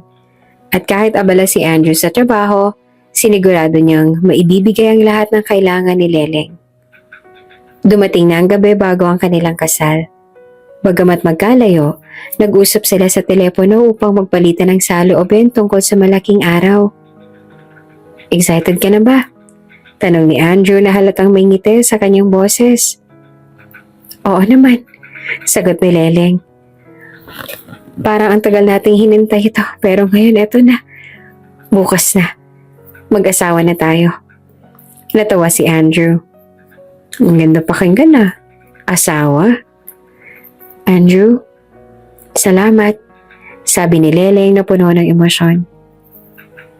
Salamat kasi hindi mo lang ako minahal, kundi pinakita mo rin sa akin kung anong totoong pagmamahal. Salamat din asawa ko, sagot naman ni Andrew na nagpabilis ang tibok ng puso ni Leleng. Good night asawa ko. I love you. Dagdag pa niya bago tuluyang ibaba ang telepono. Sa gabing yon, hindi na makatulog si Leleng dahil sa labis na saya at pananabik. Alam niyang sa wakas natagpuan niya ng lalaking magbibigay sa kanya ng walang katapusang pagmamahal. Sa bawat akbang ng kanilang relasyon, pinatunayan ni na Andrew at Leleng na ang tunay na pagmamahal ay hindi nasusukat sa yaman, estado o opinyon ng iba. Ang pagmamahalan nila ay naging inspirasyon sa kanilang pamilya at mga kaibigan. Isang paalala na ang puso ang siyang tunay na nagdidikta ng kahulugan ng kaligayahan. At bukas na bukas din, magkasama nilang haharapin ang altar. Dala ang pangakong, magmamahalan at mag-aalaga habang buhay. Dumating na ang araw na pinakahihintay ni na Andrew at Leleng, ang kanilang kasal. Sa kabila ng mga pagsubok, narating nila ang puntong ito ng kanilang relasyon. At lahat ay tila isang pangarap na nagkatotoo. Ang simbahan ay mistulang paraiso. Napapalibutan ng mga paboritong bulaklak ni Leleng, kulay puti at pastel, at ang bawat sulok ng lugar ay punong-puno ng elegansya at romantikong dekorasyon. Habang nagtatakbuhan ng mga wedding coordinator, abala sa mga last-minute preparations para sa kasal, naririnig ang malumanay na tugtog ng piano at violin. Ang mga paboritong kanta ni na Leleng at Andrew, lahat ng bisita ay nakasuot ng formal attire. At ang ambiance ay puno ng kilig at pag-asa. Sa labas ng simbahan naganda si Leleng. Suot niya ang isang napakagandang gown na tila galing sa isang fairy tale. Ang kanyang buhok ay maayos na nakakulot at ang kanyang makeup ay simple ngunit elegante. Habang hinihintay ang hudyat ng wedding coordinator, ramdam niya ang kaba at kasabikan. Miss Leleng, go na po, sabi ng coordinator habang binubuksan ang pinto ng simbahan. Bumukas ang pinto at naglakad na si Leleng papunta sa altar. Iyon ang kanyang walk to forever. Kasama niya ang kanyang mga magulang na parehong nangingiti habang inaakay siya. Habang naglalakad, hindi maiwasan ni Leleng na marinig ang bulungan ng ilang mga bisita. Grabe talaga, isang construction worker lang ang pakakasalan niya, sabi ng isa. Sayang naman si Leleng. Pwede namang mas mayaman o mas angat pa sa buhay. Dagdag pa ng isa. Napansin ito ng kanyang mga magulang. Anak, huwag mo silang pansinin. Hindi sila makakapasok sa reception mamaya. Bulong ng kanyang ama na ikinatawa na lamang ni Leleng kahit papaano. Ngunit ang lahat ng ingay ay nawala nang makita niya si Andrew sa altar. Nakasuot ito ng simpleng suit, ngunit litaw na litaw ang kanyang tindig at kagwapuhan. Nakangiti ito, puno ng pagmamalaki habang hinihintay siya. Nang makarating na sila sa altar, inabot ng kanyang mga magulang ang kamay ni Leleng kay Andrew. Pareho silang nangingiti at halatang emosyonal habang magkahawak kamay. Habang nakaharap na sila sa pare at nagsisimula ang seremonya, biglang bumukas ang pinto ng simbahan. Dumating ang isang grupo ng mga security personnel. Halos 80 katao na agad na naglakad papunta sa harapan. Mr. Ponzalan, we received an information about a threat in the area. Alinsunod sa utos ni Mr. President, kailangan namin kayong protektahan. Sabi ng isang gwardya. Nagulat ang lahat ng bisita. Napahinto ang musika at napatigil ang pare sa pagbigkas ng seremonya. Tumingin si Leleng kay Andrew at halatang naguguluhan. Andrew, anong ibig sabihin ito? Tanong niya na halatang kinakabahan si Andrew pero matatag niyang sinabi. Tell Dad we're going. Pagkarinig ng tugon ni Andrew ay naging alerto ang lahat ng kwardya. Inuutos nila sa mga bisita na lumikas dahil sa bomb threat sa lugar. Agad namang sinunod ito ng mga tao. Pagkamat puno ng takot at kaba, pagkagulat dahil sa revelasyong si Andrew ay hindi isang hamak na construction worker lamang. Bagkos, siya ay anak ng presidente. Habang nagmamadaling lumabas ang lahat, hinawakan ni Andrew ang kamay ni Leleng at siniguradong ligtas itong makalabas ng simbahan. Pagdating nila sa mas ligtas na lugar, nagtanong si Leleng. Andrew, ano ba nangyayari? Anong anak ng presidente? Hindi maiwasan ni Andrew na ibunyag ang lahat. Leleng, I'm sorry. Hindi ko sinabi sa'yo. Pero anak ako ng kasalukuyang presidente. Ayoko sanang malaman mo ito dahil gusto ko lang mabuhay ng normal. Pero ngayon wala na ako magagawa kundi ipaliwanag ang lahat. Ipinaliwanag ni Andrew kung paano siyang bumalik sa Pilipinas mula sa Amerika bilang isang spoiled at pasaway na anak ng isang prominenteng politiko. Natakpo si Dad sa presidency noon, kaya pressured ako na magpakatino. Pero hindi ko ginawa. Panay party, panay bisyo. Nang maging presidente ang kanyang ama ay pinarusahan siya nito. Tinanggal ang lahat ng kanyang ari-arian at credit cards. Pina-freeze ang kanyang mga accounts.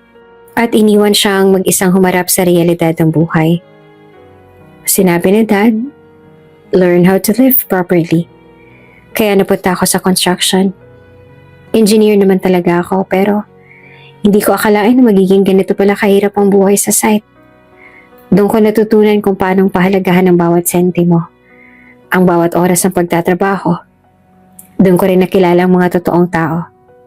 At isa ka na ron, Leleng. Binalikan din niya ang unang beses ng pagkikita ng broken-hearted si Leleng at umiiyak sa gutter. Noong una, natawa pa ako kasi umiiyak ka sa tabi ng kalsada. Pero nung makita ko may bastos na sumisit-sit at sumisipol sa'yo, doon ako lumapit. Simula nun, hindi ka na nawala sa isip ko. Balik sa kasalukuyan, hawak ni Andrew mga kamay ni Leleng. Leleng, hindi ko intensyon na itago sa iyo ang lahat ng to. Ayoko lang na maapektuhan ang relasyon natin ng posisyon ng pamilya ko. Pero lahat ng nararamdaman ko sa iyo, totoo. Mahal na mahal kita. At gusto kong ituloy natin to. Halos maiyak naman si Leleng sa halo-halong emosyon. Hindi niya inaasahan ang revelasyon ni Andrew. Pero naramdaman niyang totoo ang bawat salita nito. Andrew, bulong niya bago yumakap ng mahigpit kay Andrew. Overwhelming ang lahat ng to pero mahal din kita. Gusto kong ituloy natin to. Paulit-ulit na nag-sorry si Andrew habang hinahalikan ng noo ni Leleng. I'm sorry and I love you. Mahal na mahal kita, Leleng. Biglang lumapit ang isang wardya at nagbigay ng abiso. Mr. Ponzalan, clear na po ang area. Wala pong bomb na nakita sa lugar. Ligtas na po. At nais makita ni Mr. President ang inyong kasal. Ngunit agad na nagdesisyon ang mga magulang ni Leleng. Huwag na munang ituloy ang kasal. Mas maganda kung maayos na lang muna ang lahat bago ito ituloy. Humarap si Andrew kay Leleng. I will marry you tomorrow or next week or whenever everything's okay. Pero isa lang sigurado. I will marry you, Leleng. Hinalikan ni Andrew ang noo ni Leleng bilang tandaan ng kanyang pangako. Bagamat hindi natuloy ang kasal sa araw na yon, mas lalong tumibay ang pagmamahalan ni na Andrew at Leleng. Hindi na mahalaga kung kailan o saan magaganap ang kanilang pag-iisang dibdib. Ang mahalaga, handa silang harapin ang kahit ano, basta't magkasama. Pagkatapos malaman ni Leleng ang tunay na pagkatao ni Andrew bilang anak ng presidente, nahirapan siyang balansehin ang bagong impormasyon sa imahe ng lalaking minahal niya. Sa isip niya, paano nagawa ni Andrew na itago ang ganong kalaking bahagi ng buhay niya? Iba ang lifestyle na nakikita niya ngayon kumpara sa payak na buhay na nakilala niya kay Andrew. Ngunit sa halip, Nahayaang sumira ito sa kanilang relasyon, nagdesisyon si Andrew na muling patunayan ang kanyang sarili kay Leleng. Hindi ko gustong mawala yung tiwala mo sa akin, kaya hayaan mong pumawi ako. Sabi ni Andrew habang nakangiti. Para bang binalikan nila ang simula ng kanilang relasyon. Simpleng dates, bigla ang pag-abot ng mga papel na bulaklak, at pagsama ni Andrew sa site kung saan nagsimula ang kanilang kwento. Hindi nagbago ang trato ni Andrew kay Leleng. Parang dati lang ano? Sabi ni Leleng habang hawak ang papel na bulaklak na gawa ni Andrew. Dati lang, pero ngayon, masigurado na ako sa nararamdaman ko. Sagot ni Andrew na ikinakilig naman ni Leleng. Isang araw, habang abala si Leleng sa pag-aasikaso ng mga papeles para sa nalalapit nilang kasal, hindi niya namalayang naiwan palang bukas ang gate ng kanilang mansyon. Nasa business meeting ang kanyang mga magulang, kaya walang ibang tumitingin sa paligid kundi ang mga kasambahay.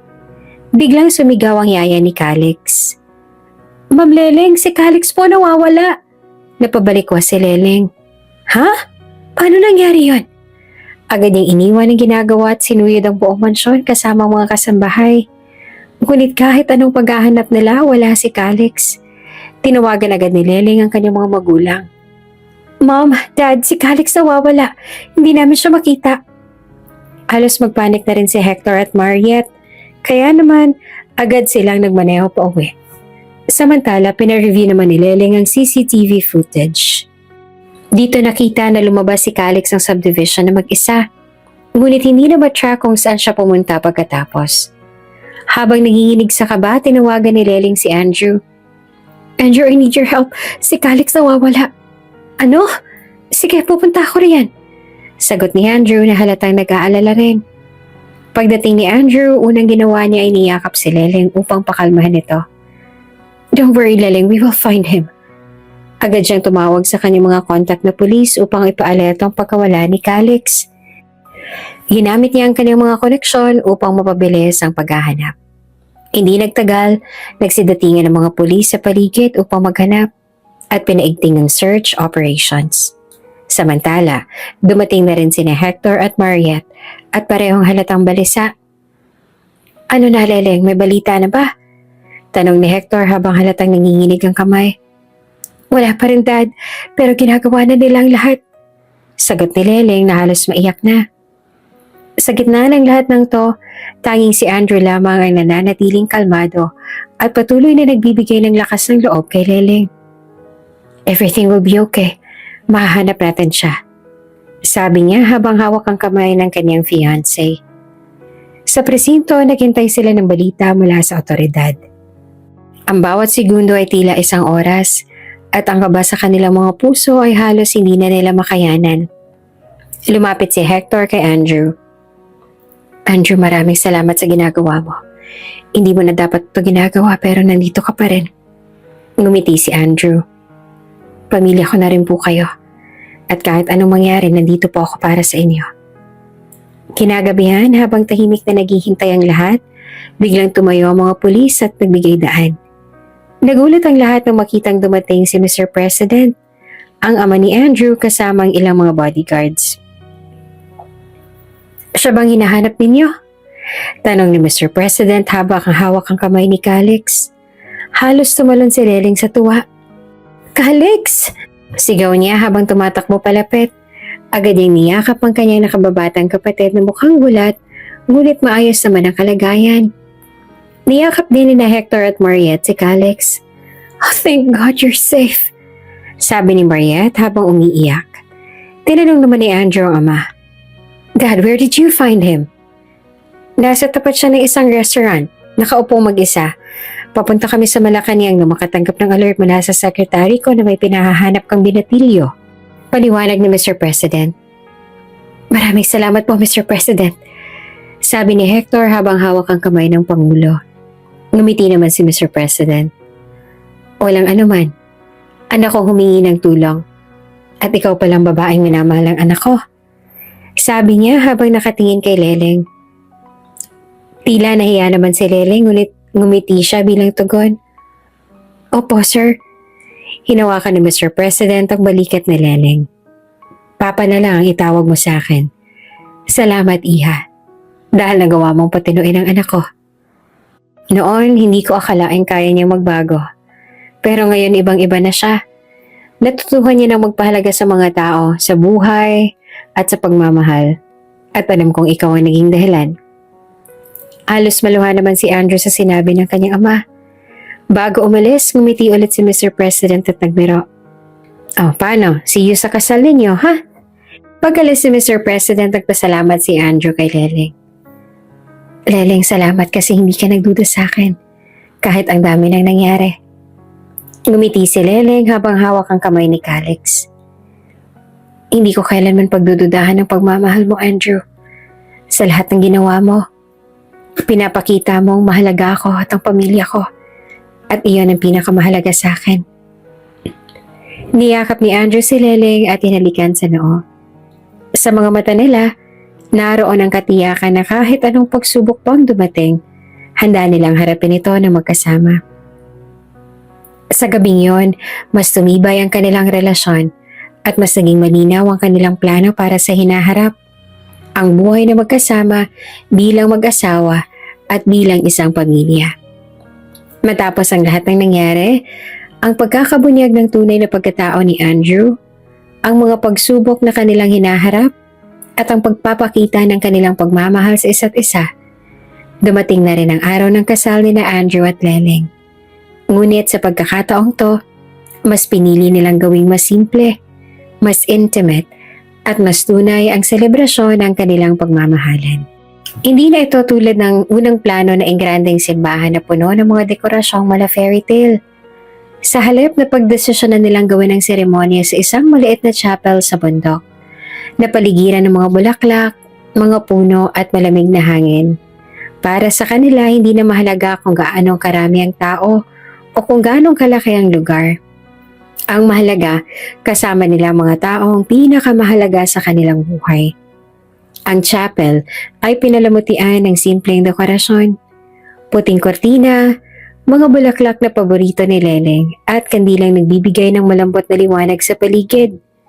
Habang papalapit ang oras ng seremonya, mas nararamdaman ng lahat ang init at saya ng okasyon. Bago pa magsimula ang seremonya, dumating si Andrew kasama ang kanyang pamilya at ilang mga kaibigan. Nakasuot siya ng klasikong itim na suit na may boutonniere na gawa sa papel. Isang simbolo ng kanilang pagmamahalan mula pa noong una. Sa bawat takbang niya papasok sa chapel, baka sa kanyang mukha ang halo ng kaba at saya. Handa ka na ba, anak? Tanong ni Mr. President habang tinatapik ang balikat ni Andrew. Ngumiti si Andrew. Handang-handa na, Dad. Ang tagal ko nang hinintay tong araw na to. Sa labas ng chapel, sinulyapan niya ang paligid. Dumating na rin ang pamilya ni Leleng, sina Hector at Mariette, at ang pilyong si Calix na nakasuot din ng suit. Bumisita si Andrew kay Calix at pabirong sinabi, Uy bro, ingat ka sa mga bulaklak ha, baka ubusin mo. Ngumiti si Calix. Kuya Andrew, ubos puso ate. Tawanan ng lahat. Pero hindi mo itatangging excitement sa hangin. Sa chapel, narinig ang malambot na tunog ng piano at violin habang naghahanda ang lahat. Sa likod naman ay nakatayo si Leleng sa harap ng isang salamin habang inaayos ni Mariette ang kanyang belo. Ang kanyang simpleng white gown ay perpekto, eleganting lace at tumutugma sa rustic na tema ng chapel. Anak, napakaganda mo, sabi ni Mariette habang pinipigilan ng luha. Mom, kinakabahan po ako, sagot ni Leleng. Normal lang yan, pero tandaan mo ang mahalaga ay mahal na mahal niyo ni Andrew ang isa't isa. You have come this far, anak. Lumapit si Hector at tinaabot ang kamay kay Leleng. Anak, ngayon ko lang sasabihin to. Noong una, kahit hindi siya kasing yaman ang inaasahan namin, alam namin na si Andrew ang tamang lalaki para sa'yo. Ngayon, even with his high status, napatunayan niya yon at masaya kami para sa'yo. Ngumiti si Leleng habang pinipigilan ng luhang gustong pumatak. Ready na, te? Tanong ni Calix bitbit ang kanilang wedding rings. Tumango si Leleng. Ready na ako. Sa hudyat ng wedding coordinator, tumugtog ang paboritong kanta ni na Andrew at Leleng. Bumukas ang pinto ng chapel. Naglakad si Leleng sa aisle na akay ng kanyang mga magulang. Tumayo ang lahat ng bisita at napuno ng emosyon ang buong lugar. Andrew na nasa altar, hindi maalis ang tingin kay Leleng. Para bang sa bawat takbang nito ay nababawi lahat ng hirap at pagsubok na pinagdaanan nila. Habang naglalakad si Leleng, narinig niyang may nagbubulungan sa mga bisita. Hindi ko akalaing magpapakasal si Leleng sa anak pala ng presidente, sabi ng isa. At si Andrew, pinatunayan niyang siya lang ang tamang lalaki para kay Leleng. Sabi naman ng isa pa. Sa halip ng kabahan, gumiti si Leleng. Wala nang makapipigil sa pagmamahala nila ni Andrew. Nang makarating sa altar, iniabot ni Hector ang kamay ni Leleng kay Andrew. Alagaan mo ang anak namin, sabi niya. Gagawin ko po. Pangako po yan, sagot naman ni Andrew. Sa harap ng altar, nagsimula ang seremonya. Habang binibigkas ng pare ang mga panalangin, kapansin-pansin ng tahimik na pagluha ng ilan sa mga bisita. Ramdam ng lahat ang bigat at kahalagahan ng araw na yon para kina Andrew at Leleng. Nang dumating na sa bahagi ng wedding vows, si Andrew ang unang nagsalita. Leleng, mula sa unang araw na nakita kita, hindi ko akalaing magiging ganito kang kahalaga sa buhay ko. Ikaw ang nagturo sa akin na mahalin hindi lamang ang iba, kundi ang sarili ko. Salamat sa pagtanggap sa akin. Kahit nung wala akong maipagmamalaki. Ngayon, nangangako ko sa harap ng Diyos at sa lahat ng tao rito na mamahalin kita habang buhay. Ikaw ang dahilan kung bakit ako bumangon araw-araw. At ikaw rin ang dahilan kung bakit gusto kong maging mas mabuting tao. Hindi na napigilan ni Leleng ang kanyang luha. Nang siya nang magsalita, tumingin siya sa mga mata ni Andrew at sinabing, Andrew, sa simula, akala ko ang pag-ibig ay parang sa mga fairy tale. Mabilis at magaan. Pero natutuhan ko sa'yo na ang totoong pagmamahal ay nagtuturo, nagtitiis, nagpapatawad. Sa bawat pagkakataon, pinakita mo sa akin na mahalaga ako. Kahit noong hindi ko mahal ang sarili ko. Ngayon, sa harap ng lahat, nangangako akong maging asawa mo, taga-suporta mo, at kasama mo sa lahat ng laban sa buhay. Ikaw ang tahanan ko, Andrew. Pagkatapos ng vows, inilagay ni Andrew ang singsing sa daliri ni Leleng. Habang si Calix naman ay nag-abot ng singsing kay Leleng para kay Andrew. By the power vested in me, I now pronounce you husband and wife. You may now kiss the bride, sabi ng pare. Sa wakas, tinanggal na ni Andrew ang belo ni Leleng at hinalikan siya sa noo, bago dahan-dahang hinalikan sa labi. Nagpalakpakan ang lahat at ang kanilang halik ay simbolo ng bagong simula nila bilang ganap na mag-asawa. Pagkatapos ng seremonya, nagtungo ang lahat sa isang maliit na reception area na nasa tabi ng chapel. May mahabang mesa na may puting linen na puno ng mga simpleng dekorasyon ng mga kandila at bulaklak. Ang pagkain ay inihanda ng mga paboritong chef ng pamilya, ngunit mas pinili nila ang comfort food na paborito ni na Andrew at Leleng, tulad ng pasta, roasted chicken at mga local cuisines. Sa reception, si Mr. President pa mismo ang nagbigay ng isang toast. Sa anak ko at sa bago kong anak na si Leleng, nais kong iparating ang pasasalamat ko. Sa inyo, natutuhan kong hindi mahalaga ang yaman o kapangyarihan, kundi ang pag-ibig at respeto sa isa't isa. Cheers! Nang magsimula ang sayawan, si Andrew at Leleng ang unang sumayaw. Ang kanilang paboritong kanta ay tumugtog muli at ang bawat hakbang nila ay puno ng pagmamahal. Habang pinanonood sila ng kanilang pamilya at mga kaibigan, naramdaman ng lahat na ang kwento nila ay hindi lamang tungkol sa dalawang taong nagmamahalan.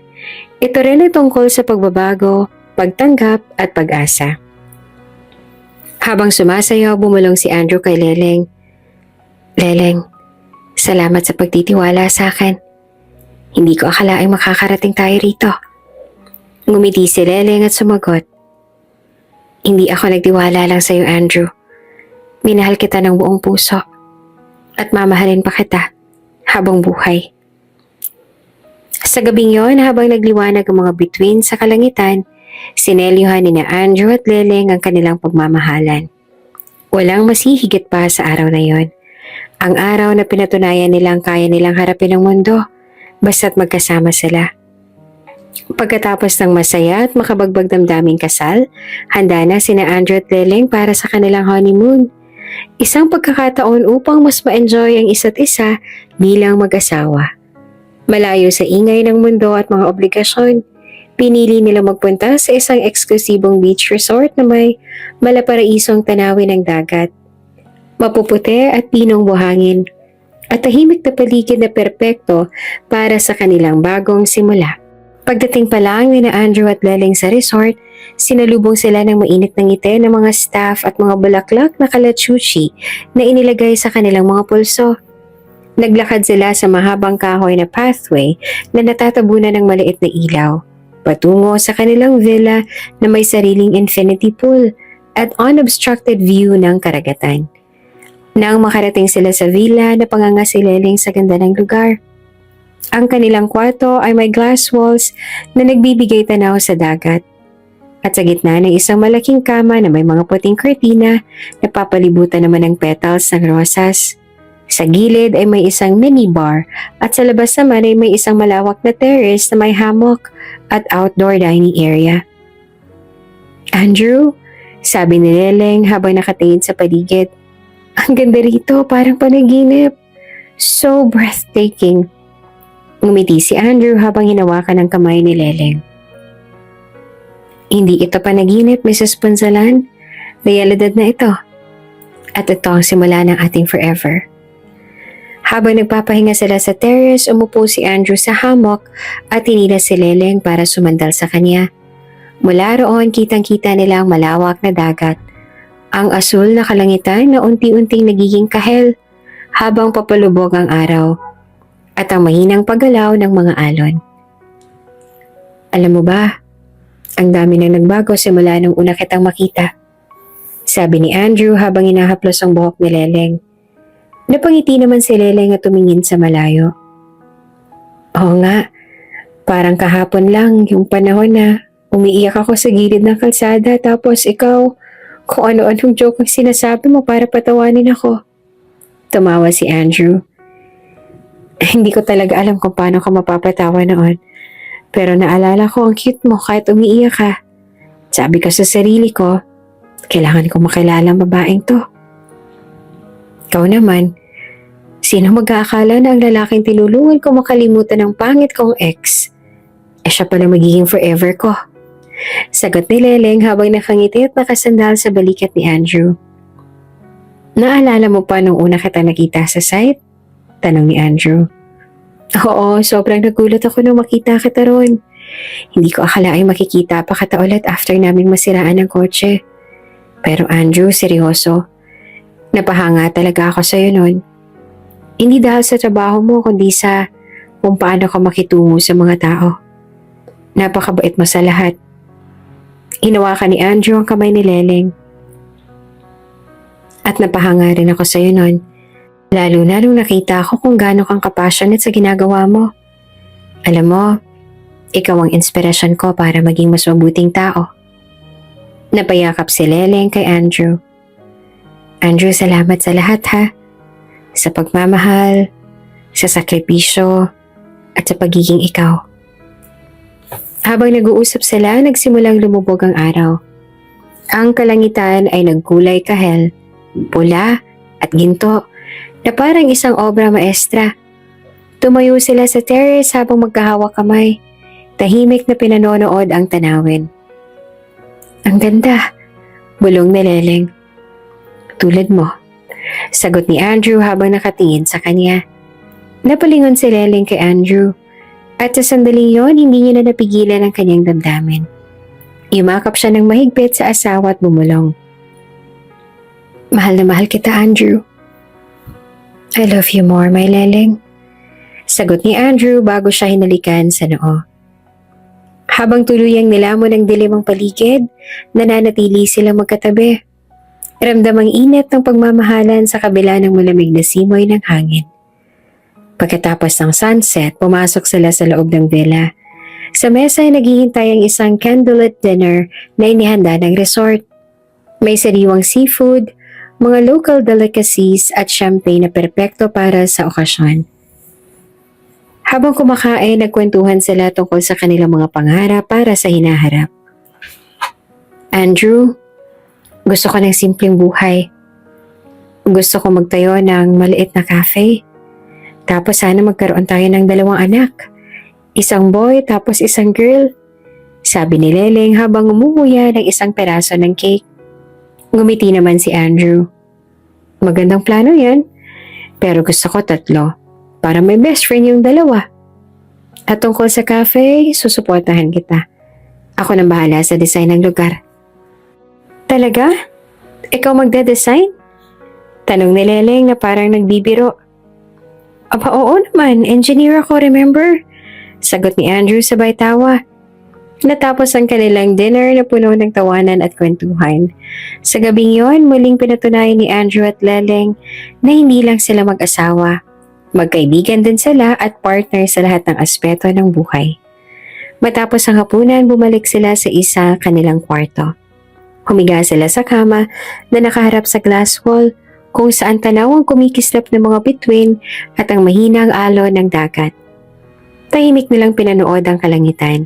Parehong nakikiramdam sa kanilang bagong simula. Andrew? Sabi ni Leleng habang nakahiga sa braso ni Andrew. Yes, Mrs. Ponzalan? Sagot niya habang hinahaplos ang buhok ni Leleng. Sa lahat ng pinagdaanan natin, isa lang ang sigurado ako. Hindi ko kailanman pagsisisihan na ikaw ang pinili ko. Sabi ni Leleng habang nakatingin sa mga mata ni Andrew. Napangiti si Andrew at hinalikan si Leleng sa noo. At pangako ko sa'yo, hindi ko rin pagsisisihan na ikaw ang babaeng minahal ko habang buhay. Mamahalin kita araw-araw. Leleng. Hinalikan ni Andrew si Leleng. Isang halik na puno ng pagmamahal at pangako. Ang gabing yon ay puno ng init, yakap at lambing. Kinabukasan, ginising sila ng liwanag ng araw na tumatago sa glass wall. Sa labas, naririnig nila ang mga alon ng dagat na parang musika sa kanilang bagong umaga bilang mag-asawa. Nagising si Leleng na nakayakap kay Andrew. Gumiti siya habang iniisip kung gaano siyang kaswerte na makasama ang lalaking nagmahal sa kanya ng totoo. At ganun din ang naramdaman ni Andrew. Habang nagpapahinga sa terrace na may dalang kape, tinitigan nila ang dagat at ang bagong araw na nagsisimula. Sa tingin mo, ano kaya naghihintay sa atin sa hinaharap?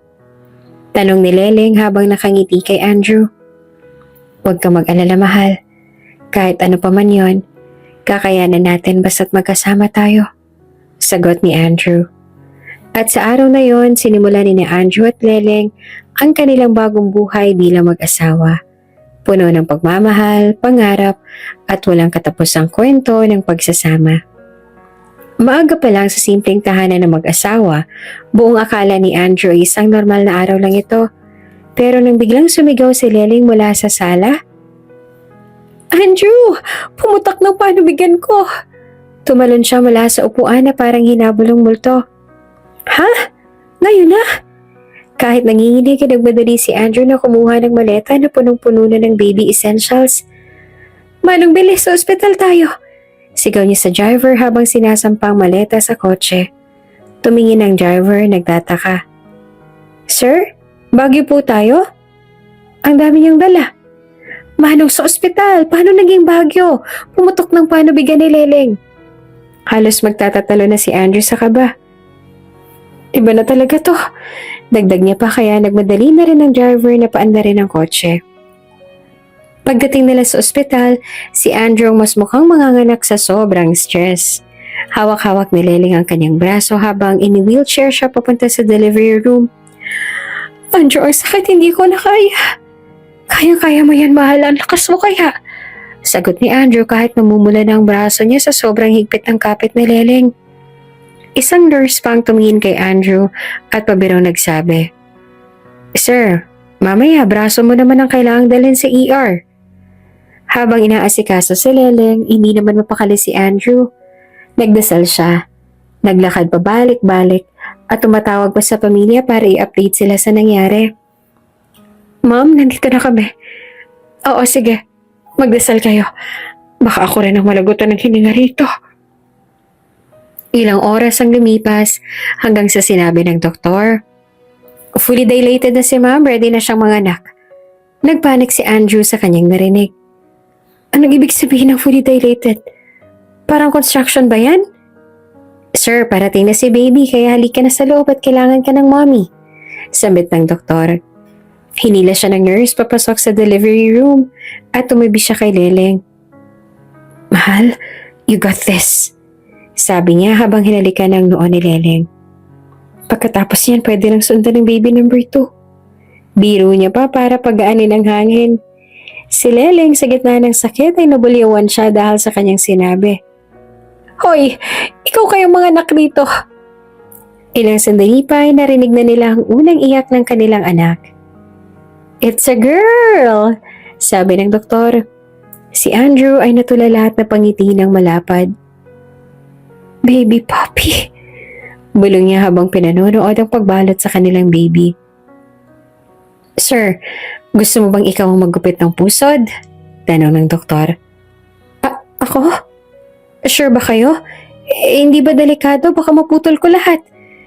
Nanginginig pero nagawa naman ni Andrew habang si Leleng ay nakangiti lang sa kanya kahit pawis na pawis. Pagkabalot kay Baby Poppy, pinigay na ito kay Andrew. Sa unang pagkakataon, nakita niya ang anak nila. Wow, mahal. Look, ang ganda niya. Kamukha mo. Sabi ni Andrew habang si Leleng naman ay pagod pero sobrang saya. Ang ganda nga niya. Our daughter.